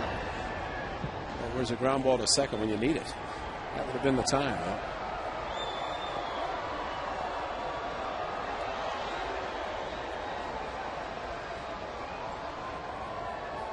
75 pitches for Brett Anderson.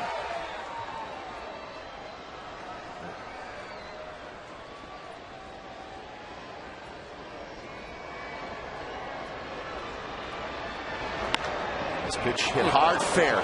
Past a diving Barton, and here goes Carl Crawford. He's going to head to third. He'll stop there. Pena with a double. Well, there's not much room between Derek Barton and the line. Somehow Pena got it through there. Well, he stayed with the fastballs. They stay with the fastballs inside. And Carlos Pena just finally got one he could turn on, and Derek Barton a step off and then step back, and it was too hard.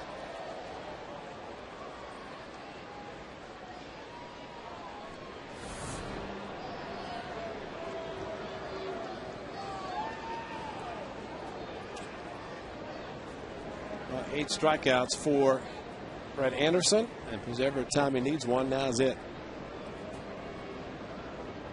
Zobrist a strikeout and a single, and he takes the slider down and in. Also stole the base in the 4th inning. As with Zobrist and the infield back, you can always just try your best, get him to try to swing at your pitch. If you walk him, it does load the base, but sets up a double play with Ibar in the on-deck circle. That one in for a strike. So use the base, right? Yeah, I mean, use it to at least calling a game, and just know that you don't have to give in to Zobrist. That's back-to-back breaking pitches, one for a called strike, more of a curveball backdoor. Good fastball right on the inside corner. Zobrist could not pull the trigger. Now he's behind in the count 1-2. Well, he just went inside. See how far Suzuki went inside, as if to say, if you miss it, don't worry about it. But not give him a chance to swing the bat. It's the slider, and it pretty good spot. Zobrist just got a piece of it. At least the fastball that Anderson threw for strike 2 puts in the back of Zobrist's mind that it's not just going to be the slider inside.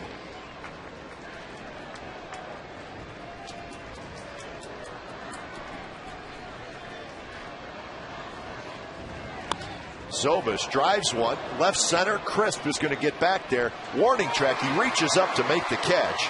Crawford will tag. He'll come in to score. Pena to third. So Zobrist went down to get that breaking ball. So give him some credit there. And he gets the sacrifice fly. And we got a brand new ball game tied at 2. Well, it just did not have the sharp break down and in, maybe to the back foot. And Crawford was going to score easily, and with Coco Crisp backpedaling, Carlos Pena able to get to third as well. So even though Paul Crawford didn't steal a base, he comes around to score it anyway. And now Anderson has to get Willie Ibar with the go-ahead run at third base.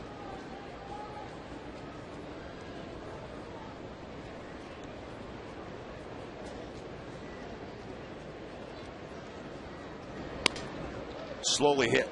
Tollison throws in time. Side retired. A run, couple of hits, and a sacrifice fly for the Rays. We're tied at 2 after 5.5.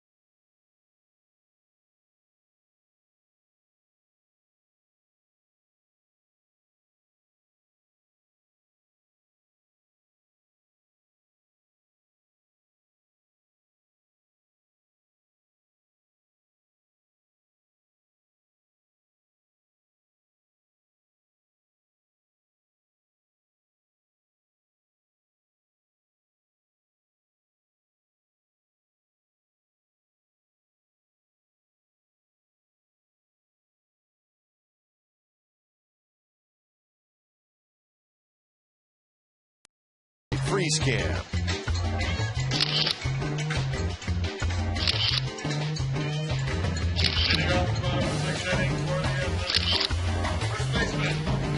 Coors Light Freeze Cam is brought to you by Frost Brewed Coors Light, the world's most refreshing beer. Nice night at the ballpark. And another tight game. 2-2. Bottom of the 6th inning. A's with a chance to pick up ground tonight as the Texas Rangers lost their game today, 8-6 to the Baltimore Orioles. The A's only one hit since the 3 in the first inning, and the 2 runs in the first inning. And 44 pitches for Price in the first, 82 total now. I guess you can do the math and say that he's been pretty good for the last 4. Very economical. So I guess you could say the A's have the Rays right where they want them. Especially the way it's happened in the first 2 games where they've fallen behind, tied, and then taken the lead.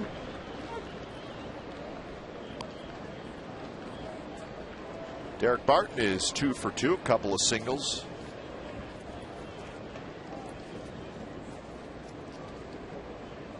So Barton having a good series. He's 5 for 8 with a couple of walks.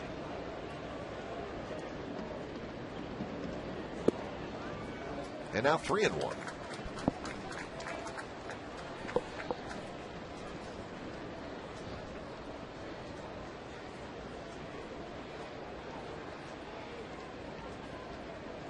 Outside, he walked him. So Barton gets the walk to lead off the bottom of the 6th. And not surprising, Derek Barton on base 3 times on that. First walk issued by Price. He has struck out 4. He's given up 4 hits. He's hit a batter. Isn't that amazing? You just said that. 1 walk, first walk tonight, yet all those pitches in the first inning. I know. He didn't walk a batter. Between Kuzminoff, Ellis, and Davis in the first inning. He threw a total of 37 or 27 pitches. No, 37. 27 of his 44. But yet he didn't walk a batter.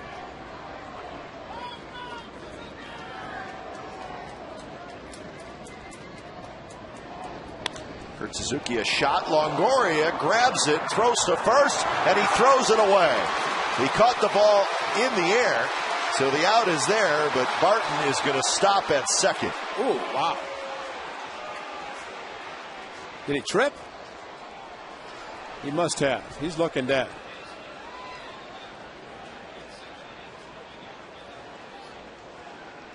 Right there as he's getting ready to turn, because I expected him to be at third.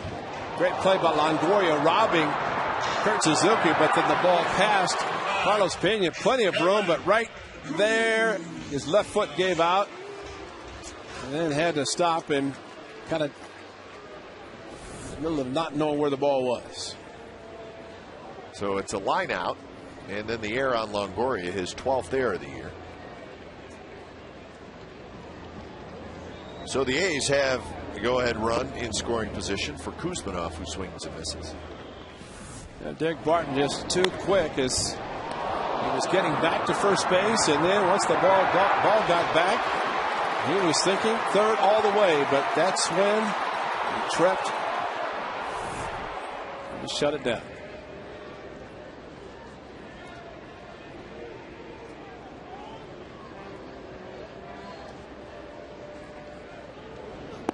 Kuzminov had a sacrifice fly in the first inning. Struck out swinging in the third.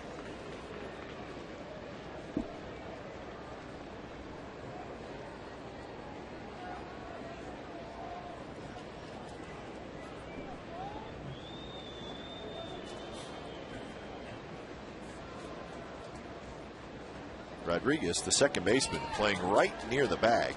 So he's able to keep a close eye on Barton.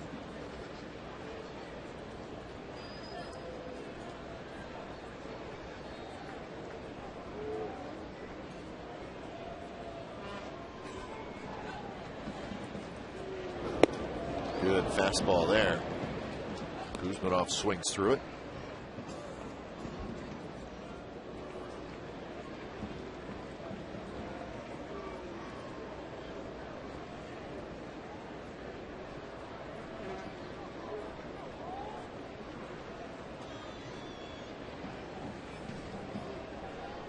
.91 pitches now for Price. And there's that fastball. Kuzminov swings and misses again. So 5 strikeouts now for Price.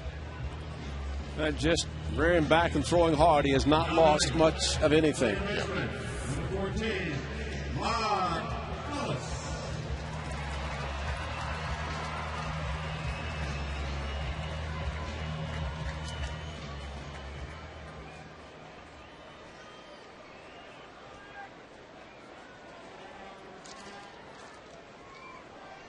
So it's up to Ellis if he could come through with a 2-out hit.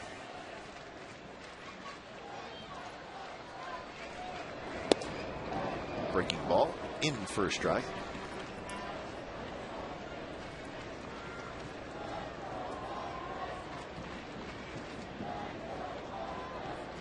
Ellis looped one into the outfield in the first inning, knocked in a run.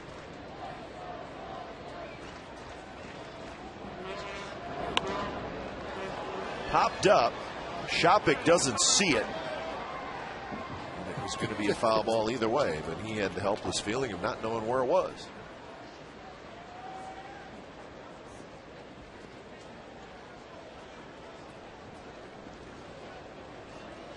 I'm sure you know that feeling, right? Yeah, especially this time of the night. Yeah. Derek Barton, when he went down, he must have jammed his left thumb into the ground, trying to keep himself from falling down.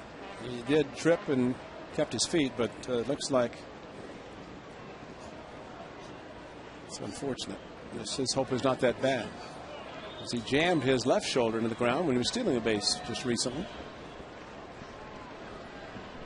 0-2 to Ellis. Drives one right center field. Zobrist on the run. Nobody's going to get it. Barton's going to score. Ellis to second, and the A's take a 3-2 lead.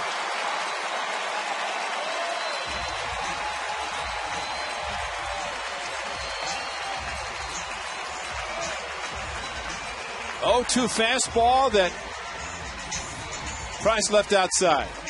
And Mark Ellis just a tremendous job, as he did last night. Drew a walk. This ball just kept going. And if B.J. Upton can't get to it, and it didn't slice enough back to Zobrist, that is a big, big 2-out hit by Mark Ellis. So a pair of RBIs tonight for Ellis. All started with the leadoff walk to Barton. Seen that an awful lot this year, haven't we? Yep.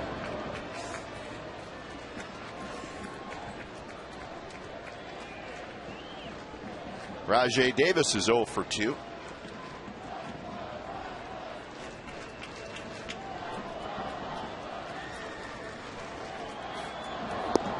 Well, there's usually a handful of things that teams are doing when they start to win a lot of games. A's have won 4 in a row. And 2-out hits is usually right near the top of the list.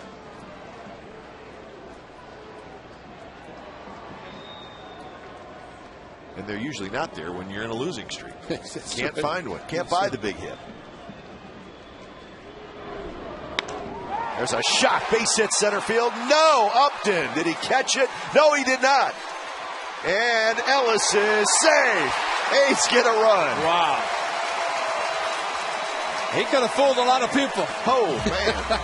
He could have fooled a lot. I thought he caught it, so did everybody else. But when he came up throwing, he made it a very close play at the plate. And somehow Mark Ellis got around the tag by Shopping. Rajay Davis, a solid hit to center field. Charging is Upton. He caught that ball, didn't he? Oh, man, that was close. Boy, it looked like he caught it. We did an ultra mo on that shot. Did he catch it? Well, I thought he caught that ball. Mark Ellis fortunate with 2 outs, running all the way, and a very strong throw. But a lot of times with the glove, the long glove, an outfielder, I bet Upton could have sold it. Yeah. He didn't really argue. He did not. Stood there, but he didn't. Yeah. When he came up throwing, did we ever get an umpire making a safe call? I know our camera's got to have a camera on there somewhere. Marty, did you have a camera on there? An umpire? What was it? Oh, gosh. Because for Upton to come up throwing, unless he saw an umpire signal a safe call, safe sign, that I'm surprised he threw. The A's will take it. Absolutely. And a pair of 2-out hits. The A's have a 4-2 lead.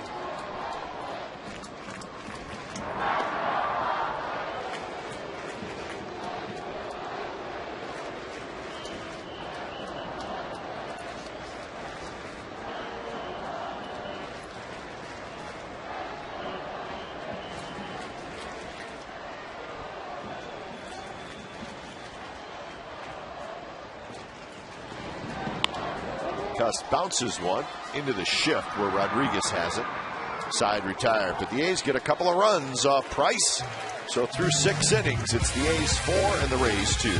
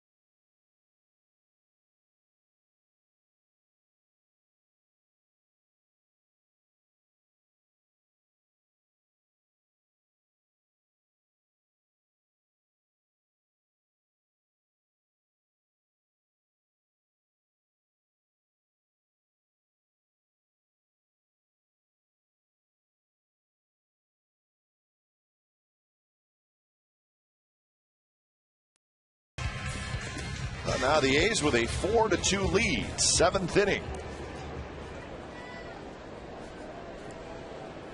Well, Brett Anderson starting his 7th inning. That means 20th consecutive start. A's starters have gone at least 6 innings. Zero last night, 6 1/3 after a tough first inning. But he went to 6 1/3. So Brett Anderson following again tonight.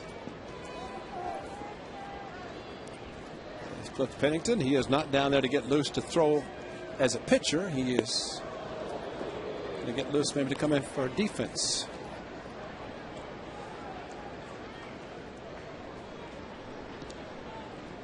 So a big inning for Brett Anderson. Pitch count at 85, which is good.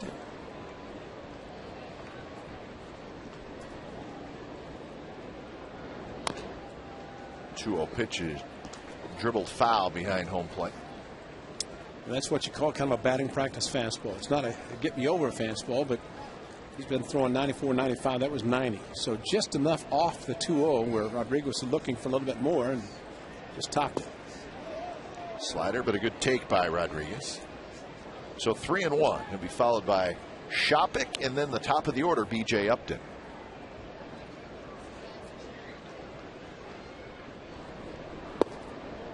Just a bit low, and that's a leadoff walk. The Red Sox will be in Oakland Saturday, September the 11th, when the A's host Firefighter Appreciation Night. Game time 6:05, and a special pregame ceremony will honor local firefighters. And during the game, the A's will promote fire safety awareness and prevention. To buy tickets and to help support this charitable event, visit OaklandAthletics.com. A's will be home on September the 11th, and hope everybody comes out in support of that special promotion. And who knows where the A's will be on September the 11th. Well, put it this way, we know we'll be here, just as far as where they'll be in the standings.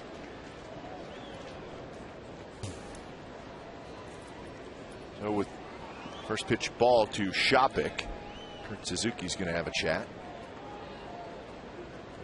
This will be pitch number 90 from Anderson. The walk to Rodriguez, leading off this inning, his first walk in the ball game.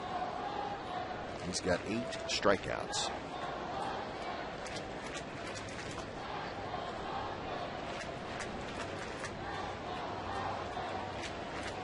Shopik, a strikeout and a single.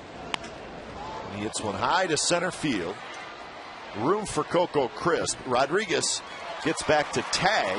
He's going to dig for second base and he'll make it. So good base running by Rodriguez. Shopik is retired.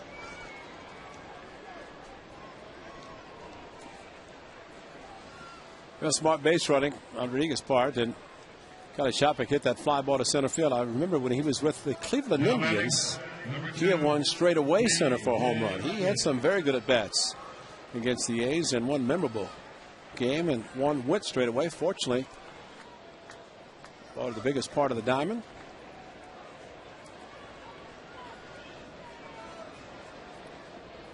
First pitch to Upton is a fastball inside. Upton is struck out twice and popped out on a bunt attempt.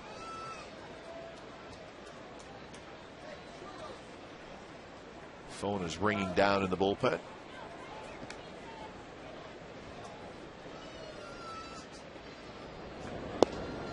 Fastball to the outside corner for a strike.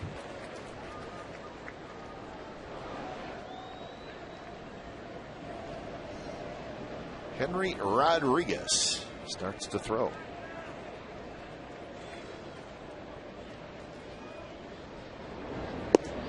Good pitch, a fastball on the inside corner. Upton did not like the call, but it's a strike, 1-2. Well, the good fastball inside, and just like the Zobrist, a perfectly thrown fastball, the inside corner.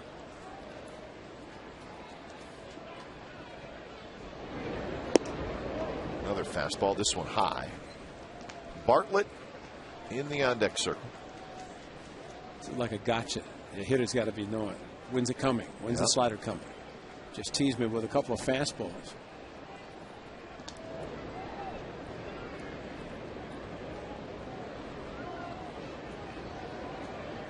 And there it is. And Rodriguez trying for third. The throw is just a bit late.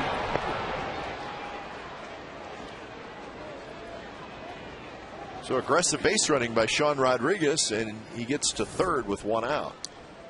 Well, the ball did not get that far away from Kurt Suzuki. He did a good job of blocking the ball, but Rodriguez, as we have seen a lot of the Rays, get the secondary lead and no hesitation. And the ball hits the dirt.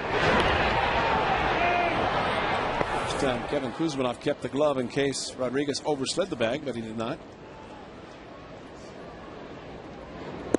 Upton, a pretty good take that time. He may not have taken that pitch in his first at bat or his second at bat, but he's seen Anderson 4 times now. So a couple of walks here in the 7th. Now batting, number 8, Jason Bartlett. Well, that was why the fastball working so well for Brett Anderson, because as you go through the batting order, as he is now for the 4th time, I guess you could say you have to throw the breaking pitch for a strike in case he doesn't swing, but it's a tough pitch to throw like that because he might hang it. First pitch to Bartlett. Safety squeeze, and he fouled it back.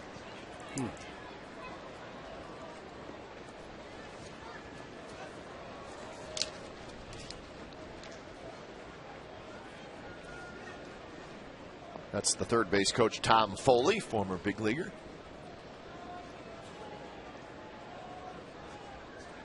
Bartlett is 1 for 3 in the game. He singled in the 3rd. 2 for 7 in the series.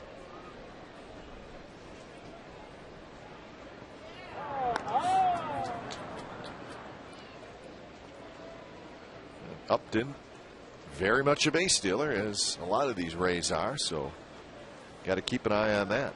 Upton has 35 steals.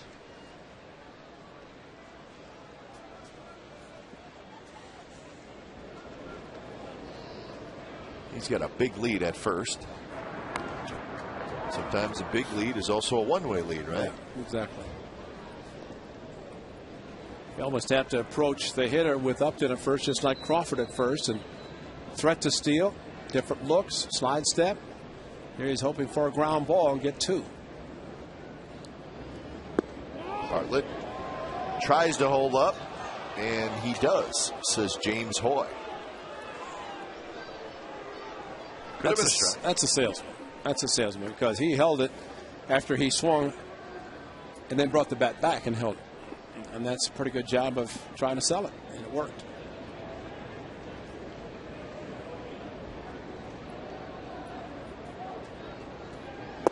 Another bunt attempt, and pitch is low, so it's 2-1 to Bartlett.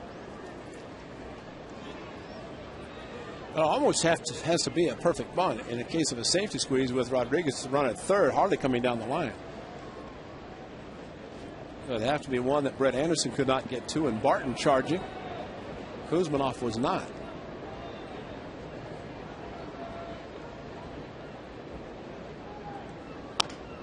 Bounce to Kuzminoff. He looks the runner back. They get the out at 2nd, and Rodriguez stays at 3rd.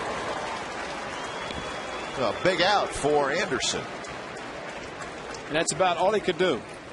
It was not going to be a double play, and Rodriguez at 3rd did the best thing, because if you're a runner at 3rd in this situation, 1 out, if you feel it's going to be a double play, you break to try to stop or prevent the double play. But the ball was softly hit. Kuz did it right, looked the runner back, got the lead runner going to 2nd. So it's the same situation, 1st and 3rd. But if Rodriguez breaks the plate, they get him easily, and probably not long enough to stay in a rundown to advance both runners. Here's Crawford. First pitch low.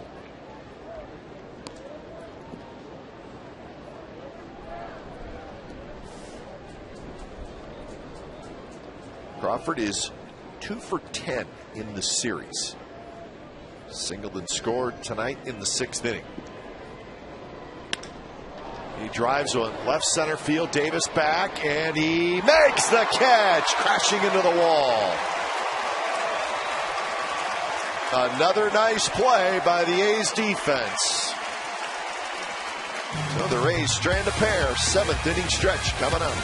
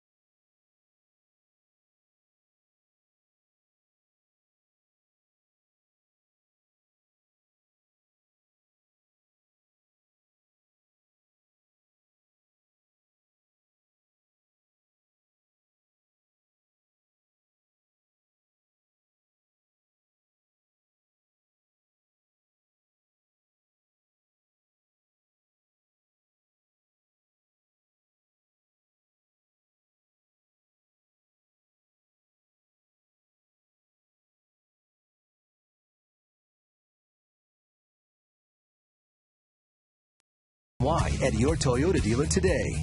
By Xfinity, the next generation in home entertainment. Now available in the Bay Area and coming soon to the Central Valley. By Chevy, with a full lineup of award-winning cars, trucks, and crossovers. And by Verizon Wireless, introducing the Droid X, the next generation of does.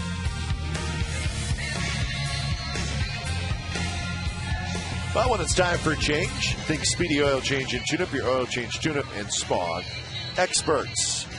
Randy Choate, we saw him last night, and he will make his second consecutive appearance. So Choate, the left-handed sidewinding reliever, takes over for David Price. So Brett Anderson with a 4-2 lead.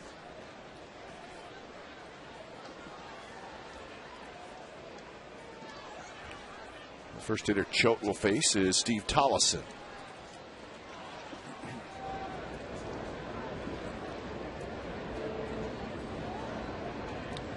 You talked about the one walk by David Price, and it happened to be the one walk last inning that started the 2-run rally for the A's. And 98 pitches did not send him back out.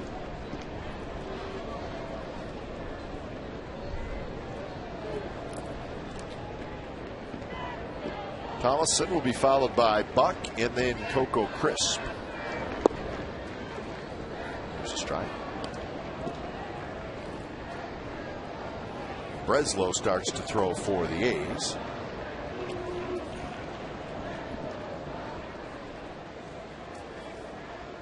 The A's looking for their 5th win in a row.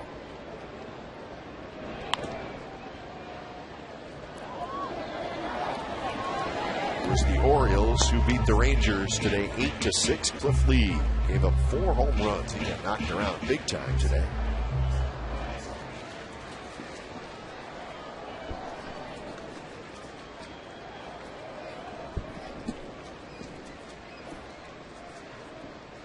Oh, 2 to Tollison. Just a bit outside. Angels 9, the Twins 3. Kevin Slowey had a tough start today.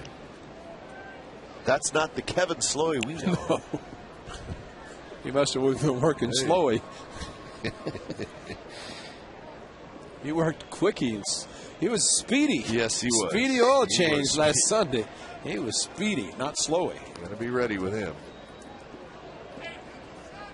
Bobby Abreu hit his 15th home run for the Angels. Peter Borges, his first major league home run. I think that's the way his name is pronounced. Yes. I'm not sure, but pretty good look. Yep. Outfielder for the Angels. Tollison to center. Upton is right there. Now, Rajai Davis, and we've talked about Carl Crawford and B.J. Upton, but how about an opposite field by Carl Crawford? Rajai Davis going back, reached up and back over the shoulders. And Ultimo in the glove and close it tightly. Brett Anderson, I bet he liked the call, liked the play by Rajai Davis, and that's it. If Pennington, see, you don't play your cheerleader. I like that. Like to see the smiles, like to see the guys playing hard.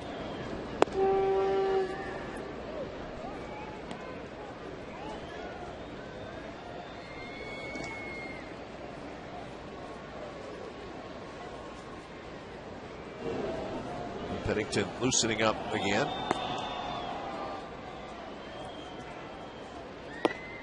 Travis Buck goes around 0-2. Yankees beat Seattle 9-5 today.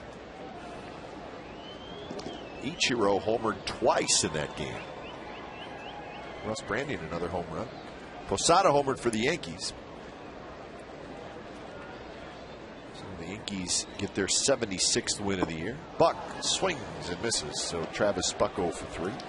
So Russell Branyan hit the first ball at New Yankee Stadium in the upper deck. Yeah, I heard it was a long one. I did not see it. Now batting, center fielder. He's strong enough to do it. Hit a 3-run home run last night.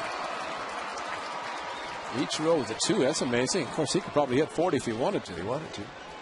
Yankees placed Alex Rodriguez on the 15-day disabled list today. And calf injury that's been bothering him this week. Tried to play, but saw a ground ball that he hit. He could barely make it to first base, so that's not surprising. Get him out of there.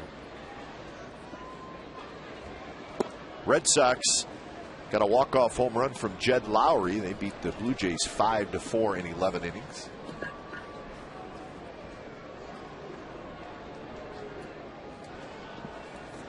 So the Red Sox keep pace with the Yankees. Red Sox 6.5 back in the division.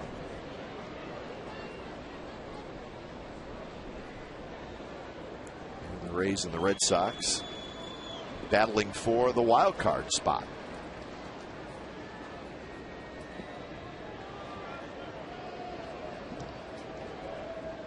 A good team is not going to make the postseason in the American League this year. We've said that before. Bigger Minnesota and Chicago in the Central. And then we know what's going on in the AL West. Somebody's going to be at home, and they're not going to be happy about it.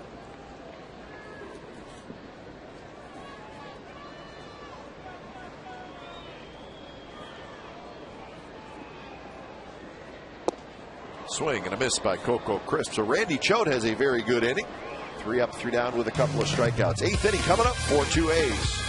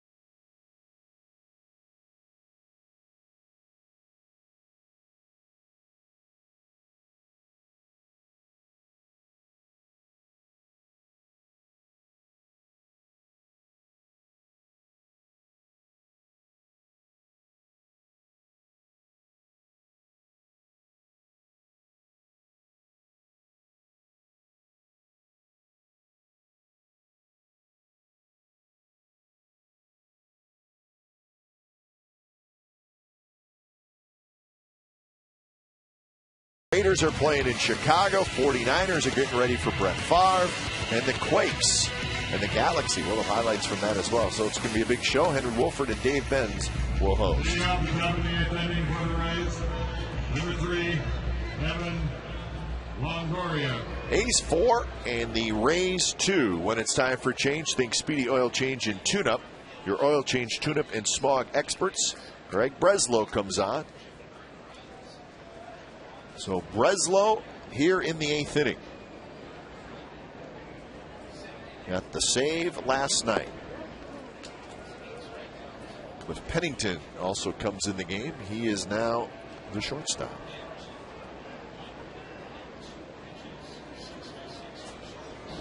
So Brett Anderson, just another good start. Yeah. Well, the defense behind him, of course, the strikeout pitch working very well for him tonight.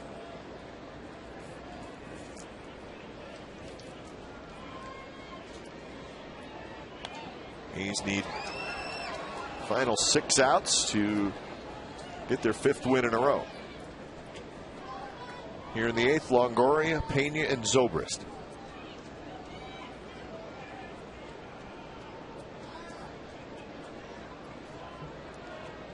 Longoria, a home run, a pop out, and a strikeout. And he strikes out again. Foul tip. Anderson had 8 strikeouts. Breslow picks up his first. Well, right over the top, just a little getting up on the fastball, and Longoria with that nice, easy, sweet swing, just foul tipped it, but just enough. The foul tip right into the mid of Kurt Suzuki. Well, this, more than anything, with Craig Breslow, the sneaky fastball, the way it just gets on the hitter so quickly. It's been there all year. Yep, getting better and better. Here's Pena. Check swing. Roller just fouled on the third base line.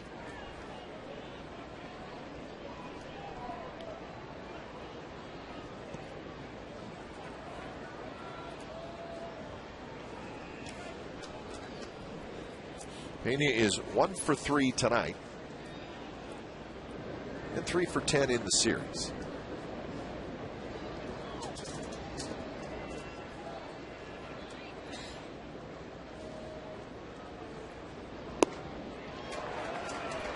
Hard slider by Breslow, and Pena can't hold up, so he's behind in the count 0-2.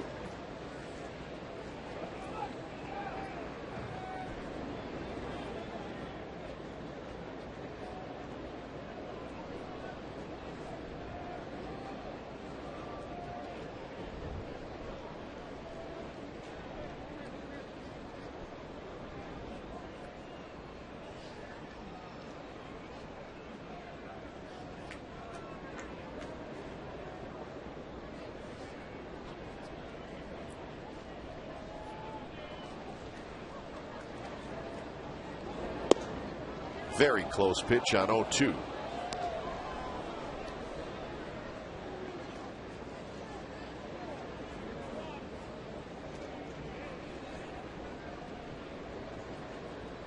The Rays have out-hit the A's tonight 8-6.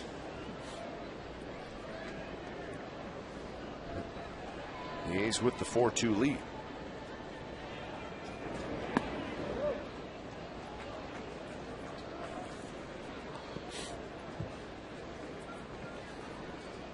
Another good pitching matchup tomorrow with Garza and Braden in the series finale and the homestand finale for the A's. Stockton 209 on the mound for the Athletics.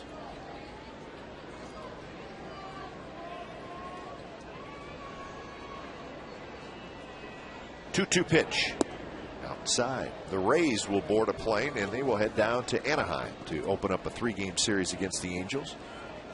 Monday, Tuesday, Wednesday.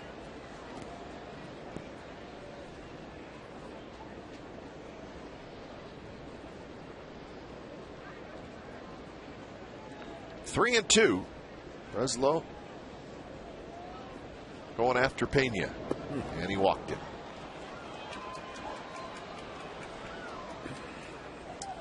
Well, in the 9th inning last night, Craig Breslow in to save the game, 5-4 lead. Strikeout of Ibar. Upton, what a great play by Cliff Pennington. Using the ground, bounced the ball to Bartlett, who stretched perfectly, and strikeout. And a save, just like, oh well, just like 7th or 8th inning, no big deal. Tonight is the 8th. Had a terrific interview after the game. Absolutely. Craig Breslow, pretty sharp guy.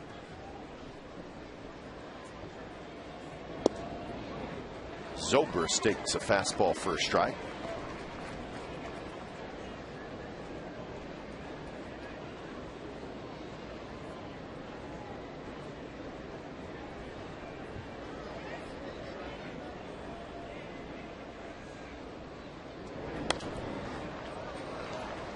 Breslow jumps ahead 0-2. Zobrist 1 for 2. Single, sacrifice fly, picked up his 54th RBI in the 6th inning. Also has a stolen base tonight.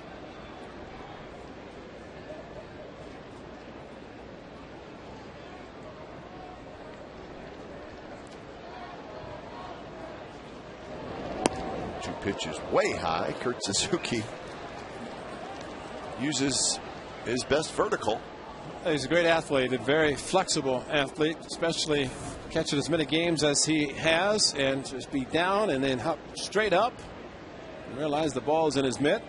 It wouldn't have been a surprise if he had to run back to get the ball, but it happened to stay in his mitt.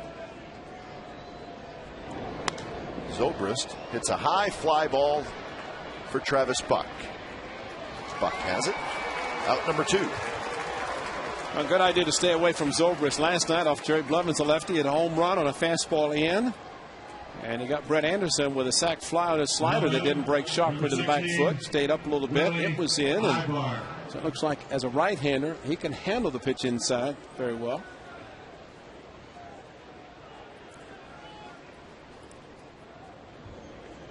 So 2 outs, and Willie Ibar steps up. Changeup is low to Ibar.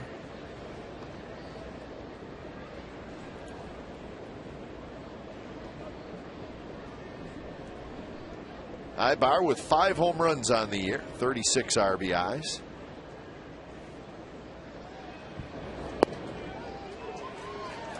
Takes that fastball. Probably looking for something on the inner half to try to tie the game. That one nicely placed on the outside corner.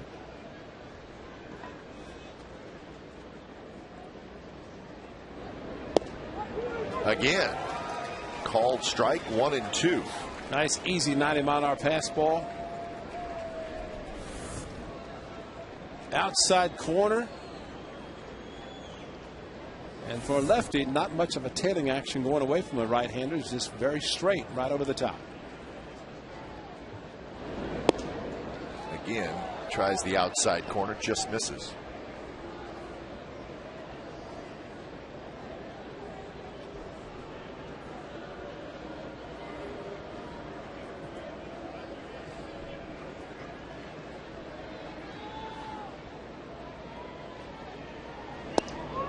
Another close pitch and a full count.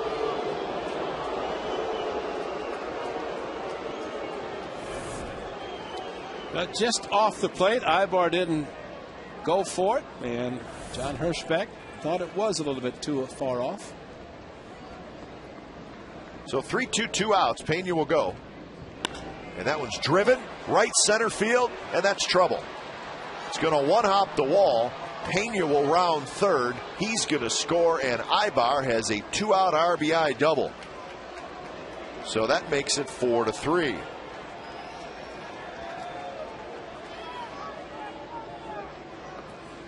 Well, he took the pitches that were close, and then the 3-2 elevated just enough that Ibar could hammer it to right center.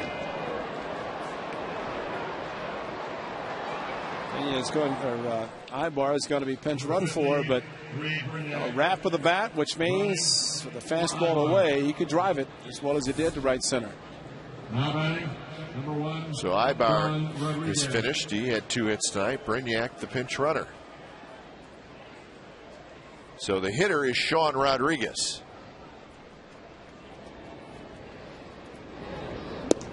High fastball to Rodriguez.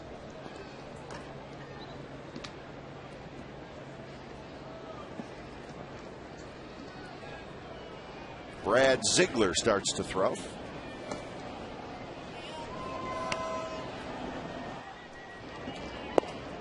There's that fastball again to the outside corner. Brad Ziegler, he's formed up a lot lately, but he just hasn't gotten a game.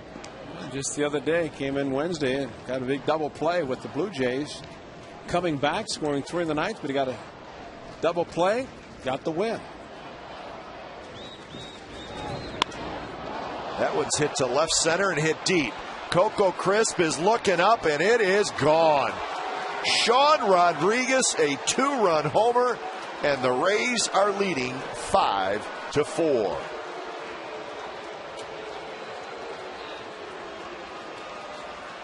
Well, that lit up the Rays dugout big time, and not surprised. Well, this time they did try to go inside, and Rodriguez reacted. Flat foot at all, and just crushed the ball to left center. And just like that, a 1-out walk A 2-out double, a 2-run home run, and Kurt Suzuki is going to try to buy some time as Kelly Shopik is the right-hander and Upton the on-deck circle. Well, this time it wasn't a leadoff walk, Ray. It was a one-out walk to Pena, and Breslow, I think, was ahead in the count 0-2. Yes, he was. And Zobrist with the fly ball to right field. And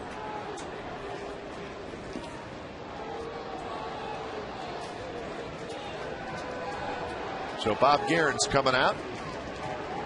Craig Breslow 1 out away from getting out of the jam here, but could not do it.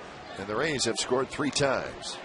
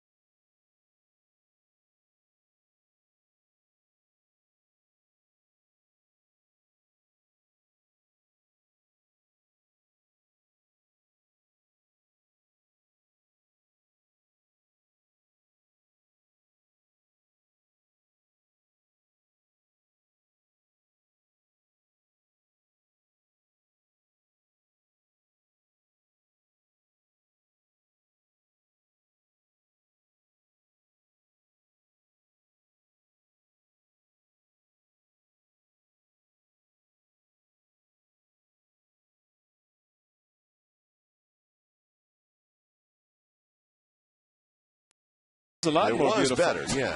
Last about 3 minutes ago, it got kind of lousy. The Rays have scored 3 times here in the top of the 8th inning.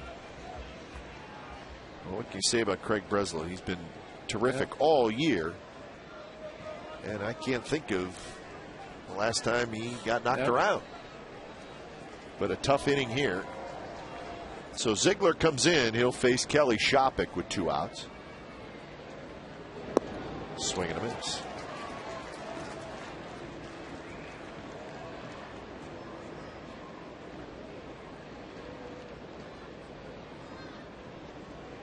Shopik is 1 for 3. He had a base hit in the 5th inning.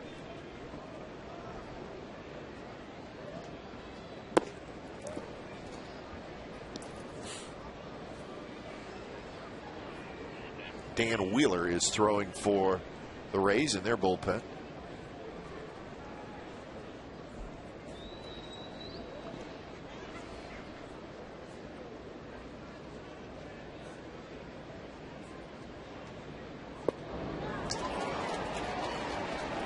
One and 2 now to Shopik.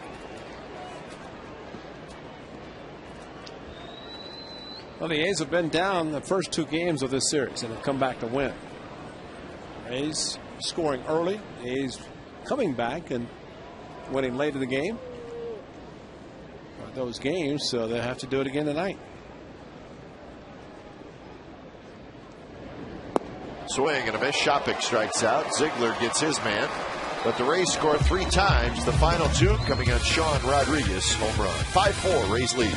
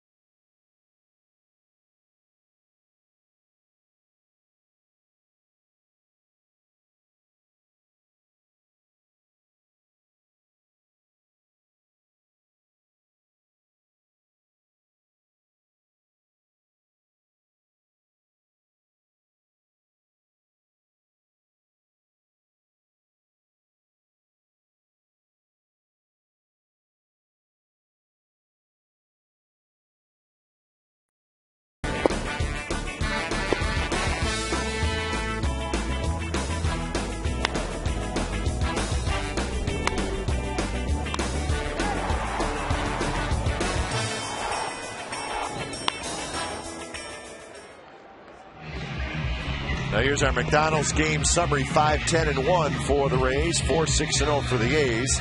Of course, the number that jumps out is the 3 spot in the top of the 8th for the Rays. So Tampa Bay has stormed back to grab the lead. A's come to bat here in the bottom of the 8th inning.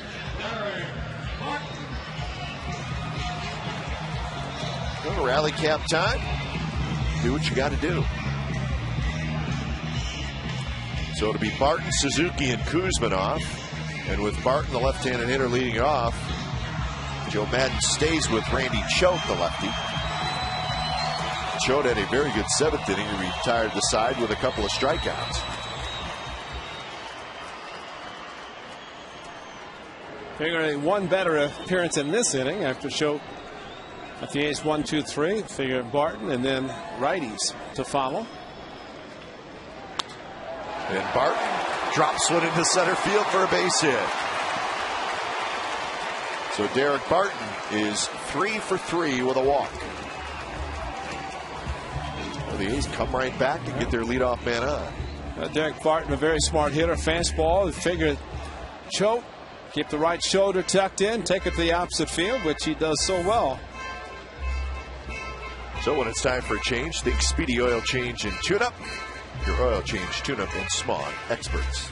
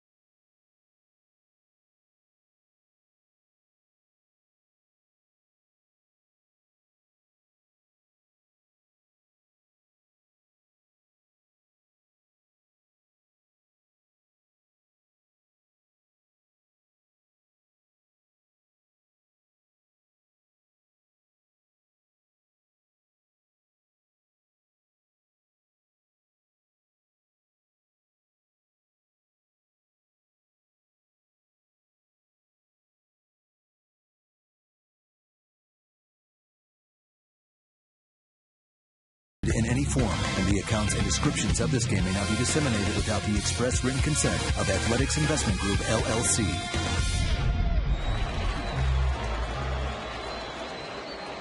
Chad Qualls is the new pitcher, and he will face Kurt Suzuki. Barton at first with the leadoff single. So Chad Qualls comes in, acquired by the Rays at the trade deadline from the Arizona Diamondbacks. Just a couple of games as he was away from the club, and of course Joe Madden happy to have him back. Good fastball, mid-90s. Slide on the changeup, but excellent in this role. And I think in this case, Qualls, good hard sinker, and that's what he's going to be trying to get Kurt Suzuki to swing at.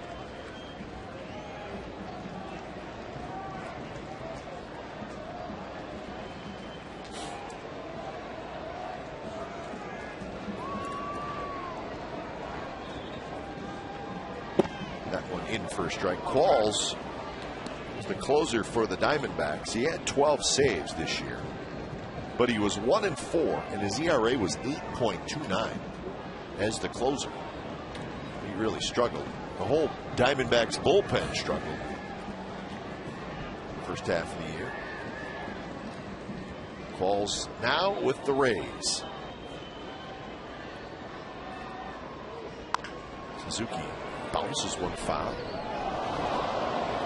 Kevin down, uni dirty, but did not come up with that one. Kevin.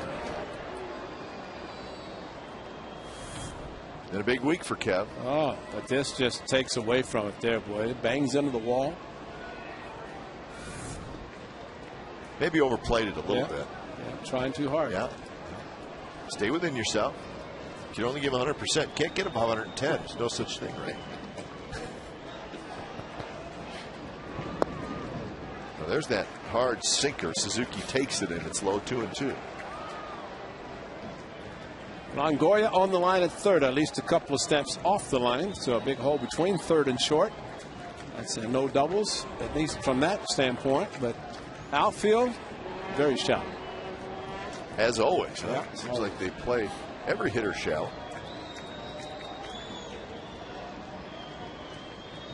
Good take by Suzuki, and now a full count. Pretty good chance, or pretty good time, I think, especially with the sinker ball pitcher to start the runner 3-2. Might get some more movement up the middle. Of course, a huge hole on the right side, big hole on the left side. We'll see what Bob Guerin does. Suzuki usually makes contact. Barton goes, and the pitch is bounced foul. Barton actually got a pretty good jump. Huge. Yeah. It's like Qualls is back in his closer mentality, where he doesn't think about the runner. He better do it here, because it's a one-run game, and it's just the 8th inning. A high leg kick, and no concern whatsoever with Derek Barton. But usually closers don't think so much about the runners. Although now Qualls is in the 8th inning.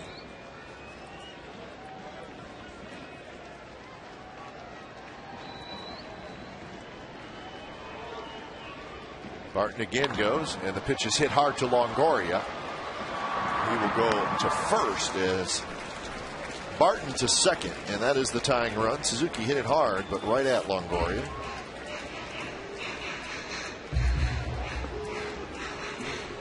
Now batting, third baseman. So that'll bring up Kuzminov. Kevin.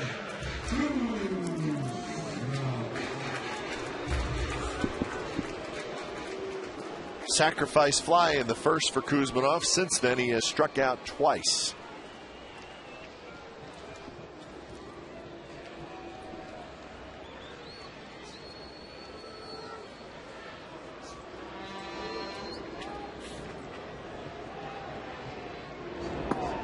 In the dirt as Shopik blocks it. I think Kuz would be familiar with Qualls, both in the National League.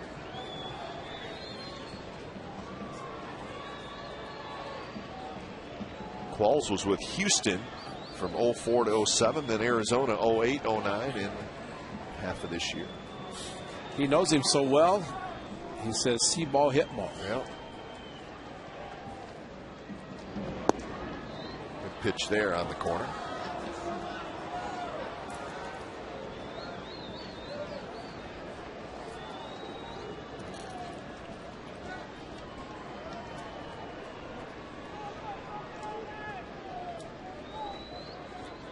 Rodriguez, the second baseman, holding Barton on. He will hustle back to his position.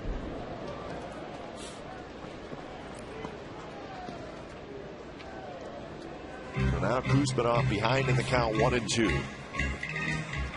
Only other game still going on, the Dodgers and the Reds in Los Angeles. Everything is final, American League and National League, except that game down there.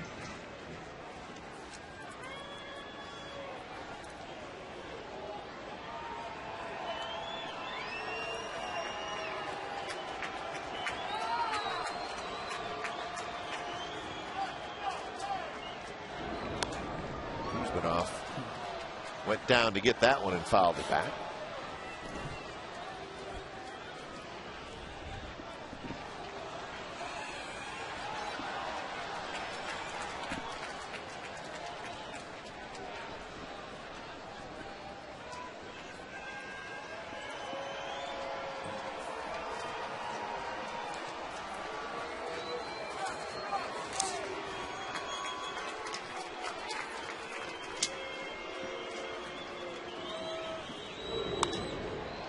Kuzminov shoots one foul.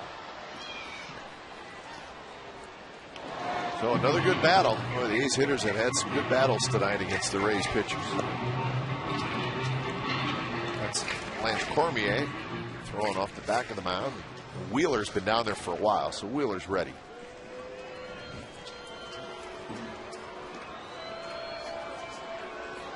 You know, David Price is thinking about the first inning and a number of pitches the A's fouled off, especially with 2 strikes that extended the inning. Well, it probably, well, not probably, it did. Price ended up going 6 innings. Probably kept him from going 7, no doubt about that. But like you said, it was really just a couple guys that kept fouling pitches off.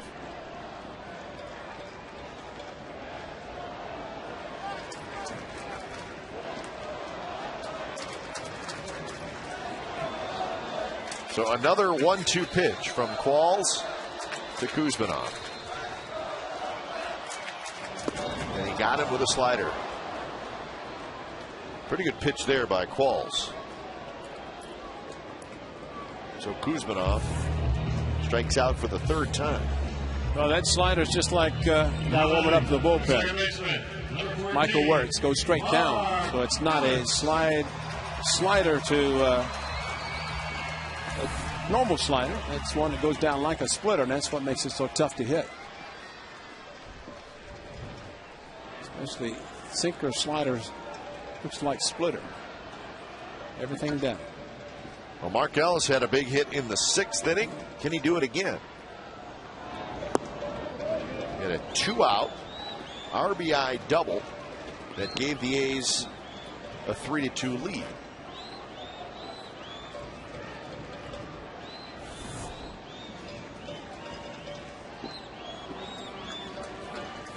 Pretty strong wrist to keep the bat from going through on that one.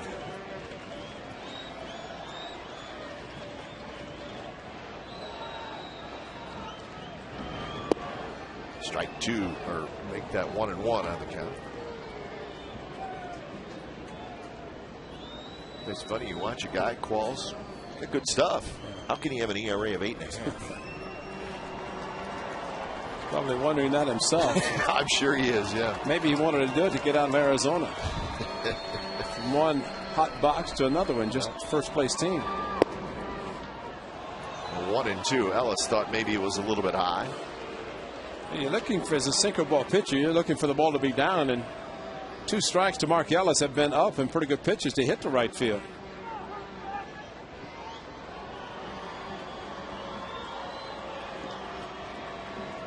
Mark, very good 2-strike hitter.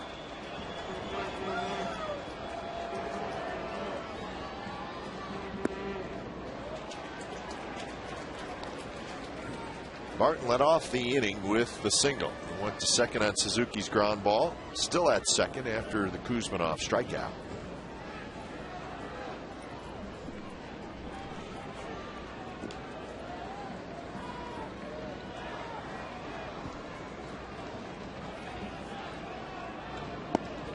Strike 3 called outside corner, and Ellis is called out. He is not in agreement with John Hirschbeck.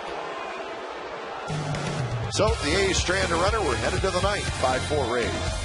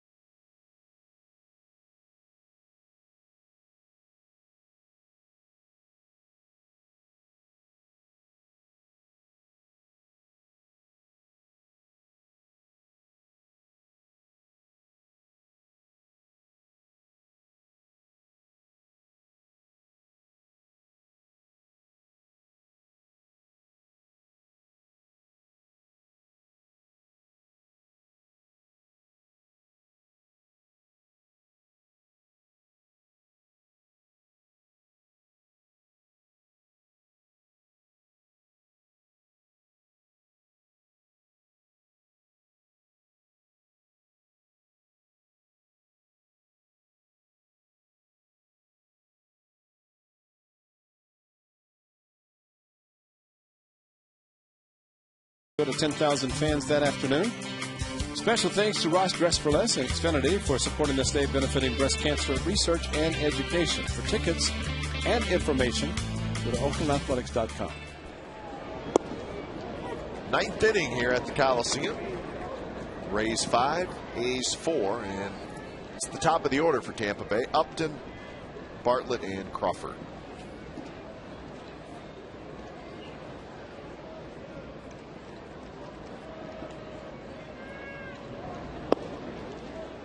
The Rays had. Now this is what Mark Ellis saw on the 2-strike pitch. John Hirschbeck liked it. Mark Ellis didn't. The lady behind there didn't like it either. There's a liner. Kuzmanov reaches out, grabs it. 1 out.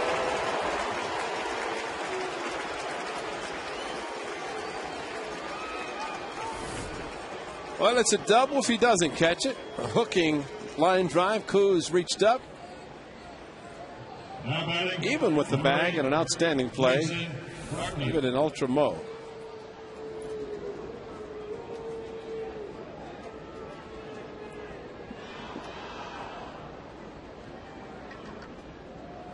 One out for Jason Bartlett. There's a strike to Bartlett. The closer, Rafael Soriano, starts to throw.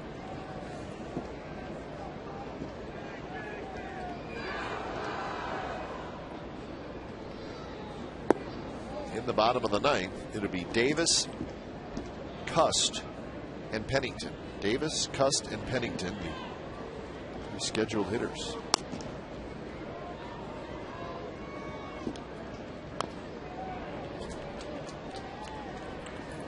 That's a nice combination, especially Rajay Davis getting on. I think it's time for a Rajay run. Yeah.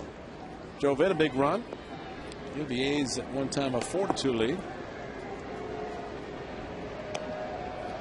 Wolf on the left, Bonzer on the right.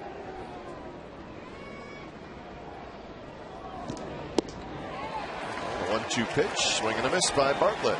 So Ziegler with his second strikeout in the ball game. Backup slider, but Brad Ziegler dropping down the ball right there, and he just kind of stays on the inside, backs up a little bit towards the hitter. A's pitchers have 11 strikeouts tonight. 8 by Anderson, 1 by Breslow, and now a couple by Ziegler.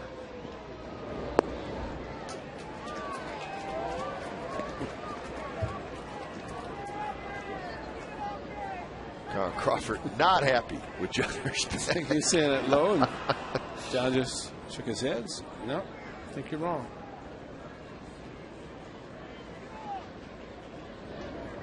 Well, I'm pretty sure Mark Ellis isn't real happy with John Hirschbeck. I think with John, though, been pretty consistent. You need to swing the bat because that right arm goes up a lot.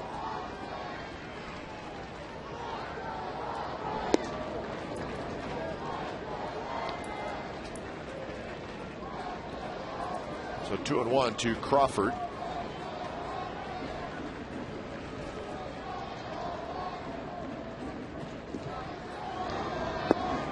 And now 3-1. Do not want to put him up.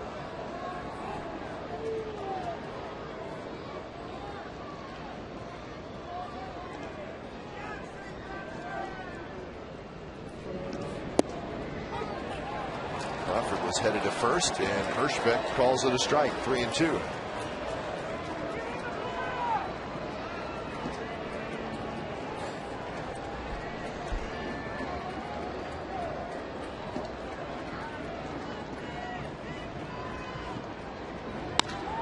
There's a liner into the glove of Derek Barton. Side retired. So we are headed to the bottom of the ninth. Do the A's have some ninth inning heroics in them? We'll find out. 5-4 Rays.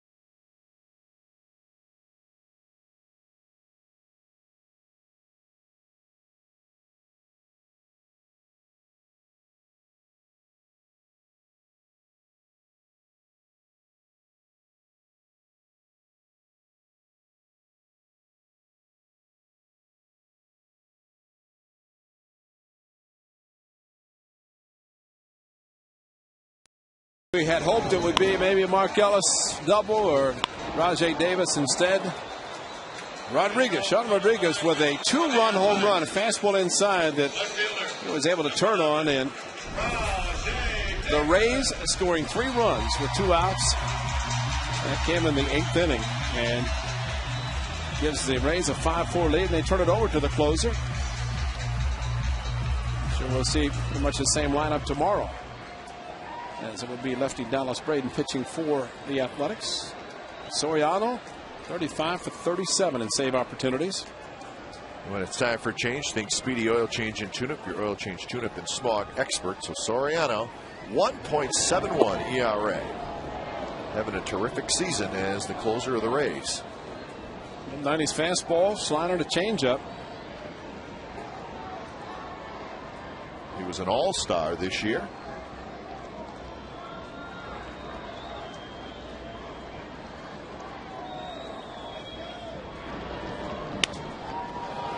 Broken bat pop-up behind second base. Rodriguez has it, and that is out number 1.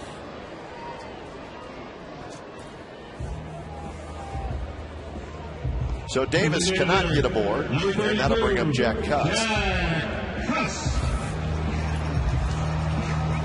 Well, just getting inside, and well, it was not the good fastball, but it had some movement going inside to Rajay Davis, and that's how you see it.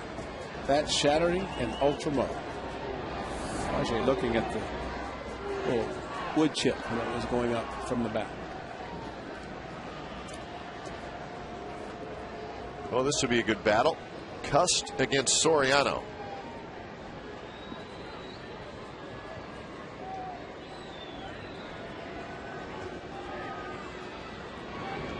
We saw Soriano with the Seattle Mariners. That was his original team.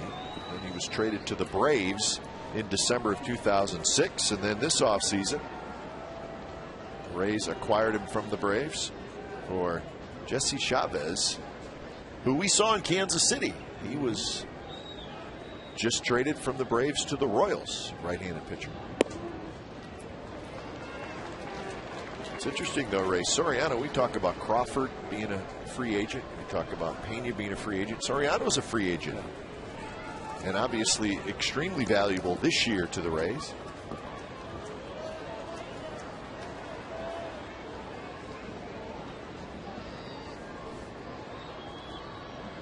Two-0 pitch to Cust. Cust, liner, and back there is Sean Rodriguez. The shift gets Cust. I don't think I've ever seen a position player catch a ball there like that. Yeah.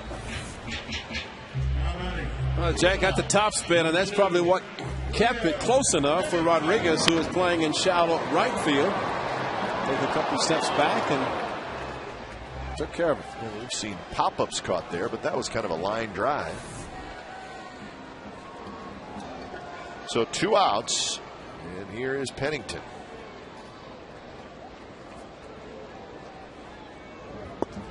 Fastball runs inside Pennington.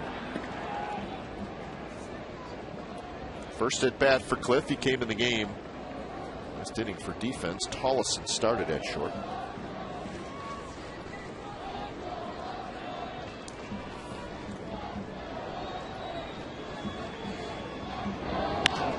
Pennington hits one very high to right field, but in the ballpark. Zobrist has it, and that's the ball game. Very disappointing loss for the Athletics. They had a 4-2 lead with 2 outs in the top of the 8th inning, but the Rays flex their muscles a little bit, and they score 3 times with 2 outs in the 8th inning, and they hang on to beat the A's by a final score of 5-4. So the A's 4-game winning streak comes to an end, and their record is now back to the 500 mark, 61-61. 5-4 is the final. A's post-game live with Michael Urban and Carney Lansford starts right now.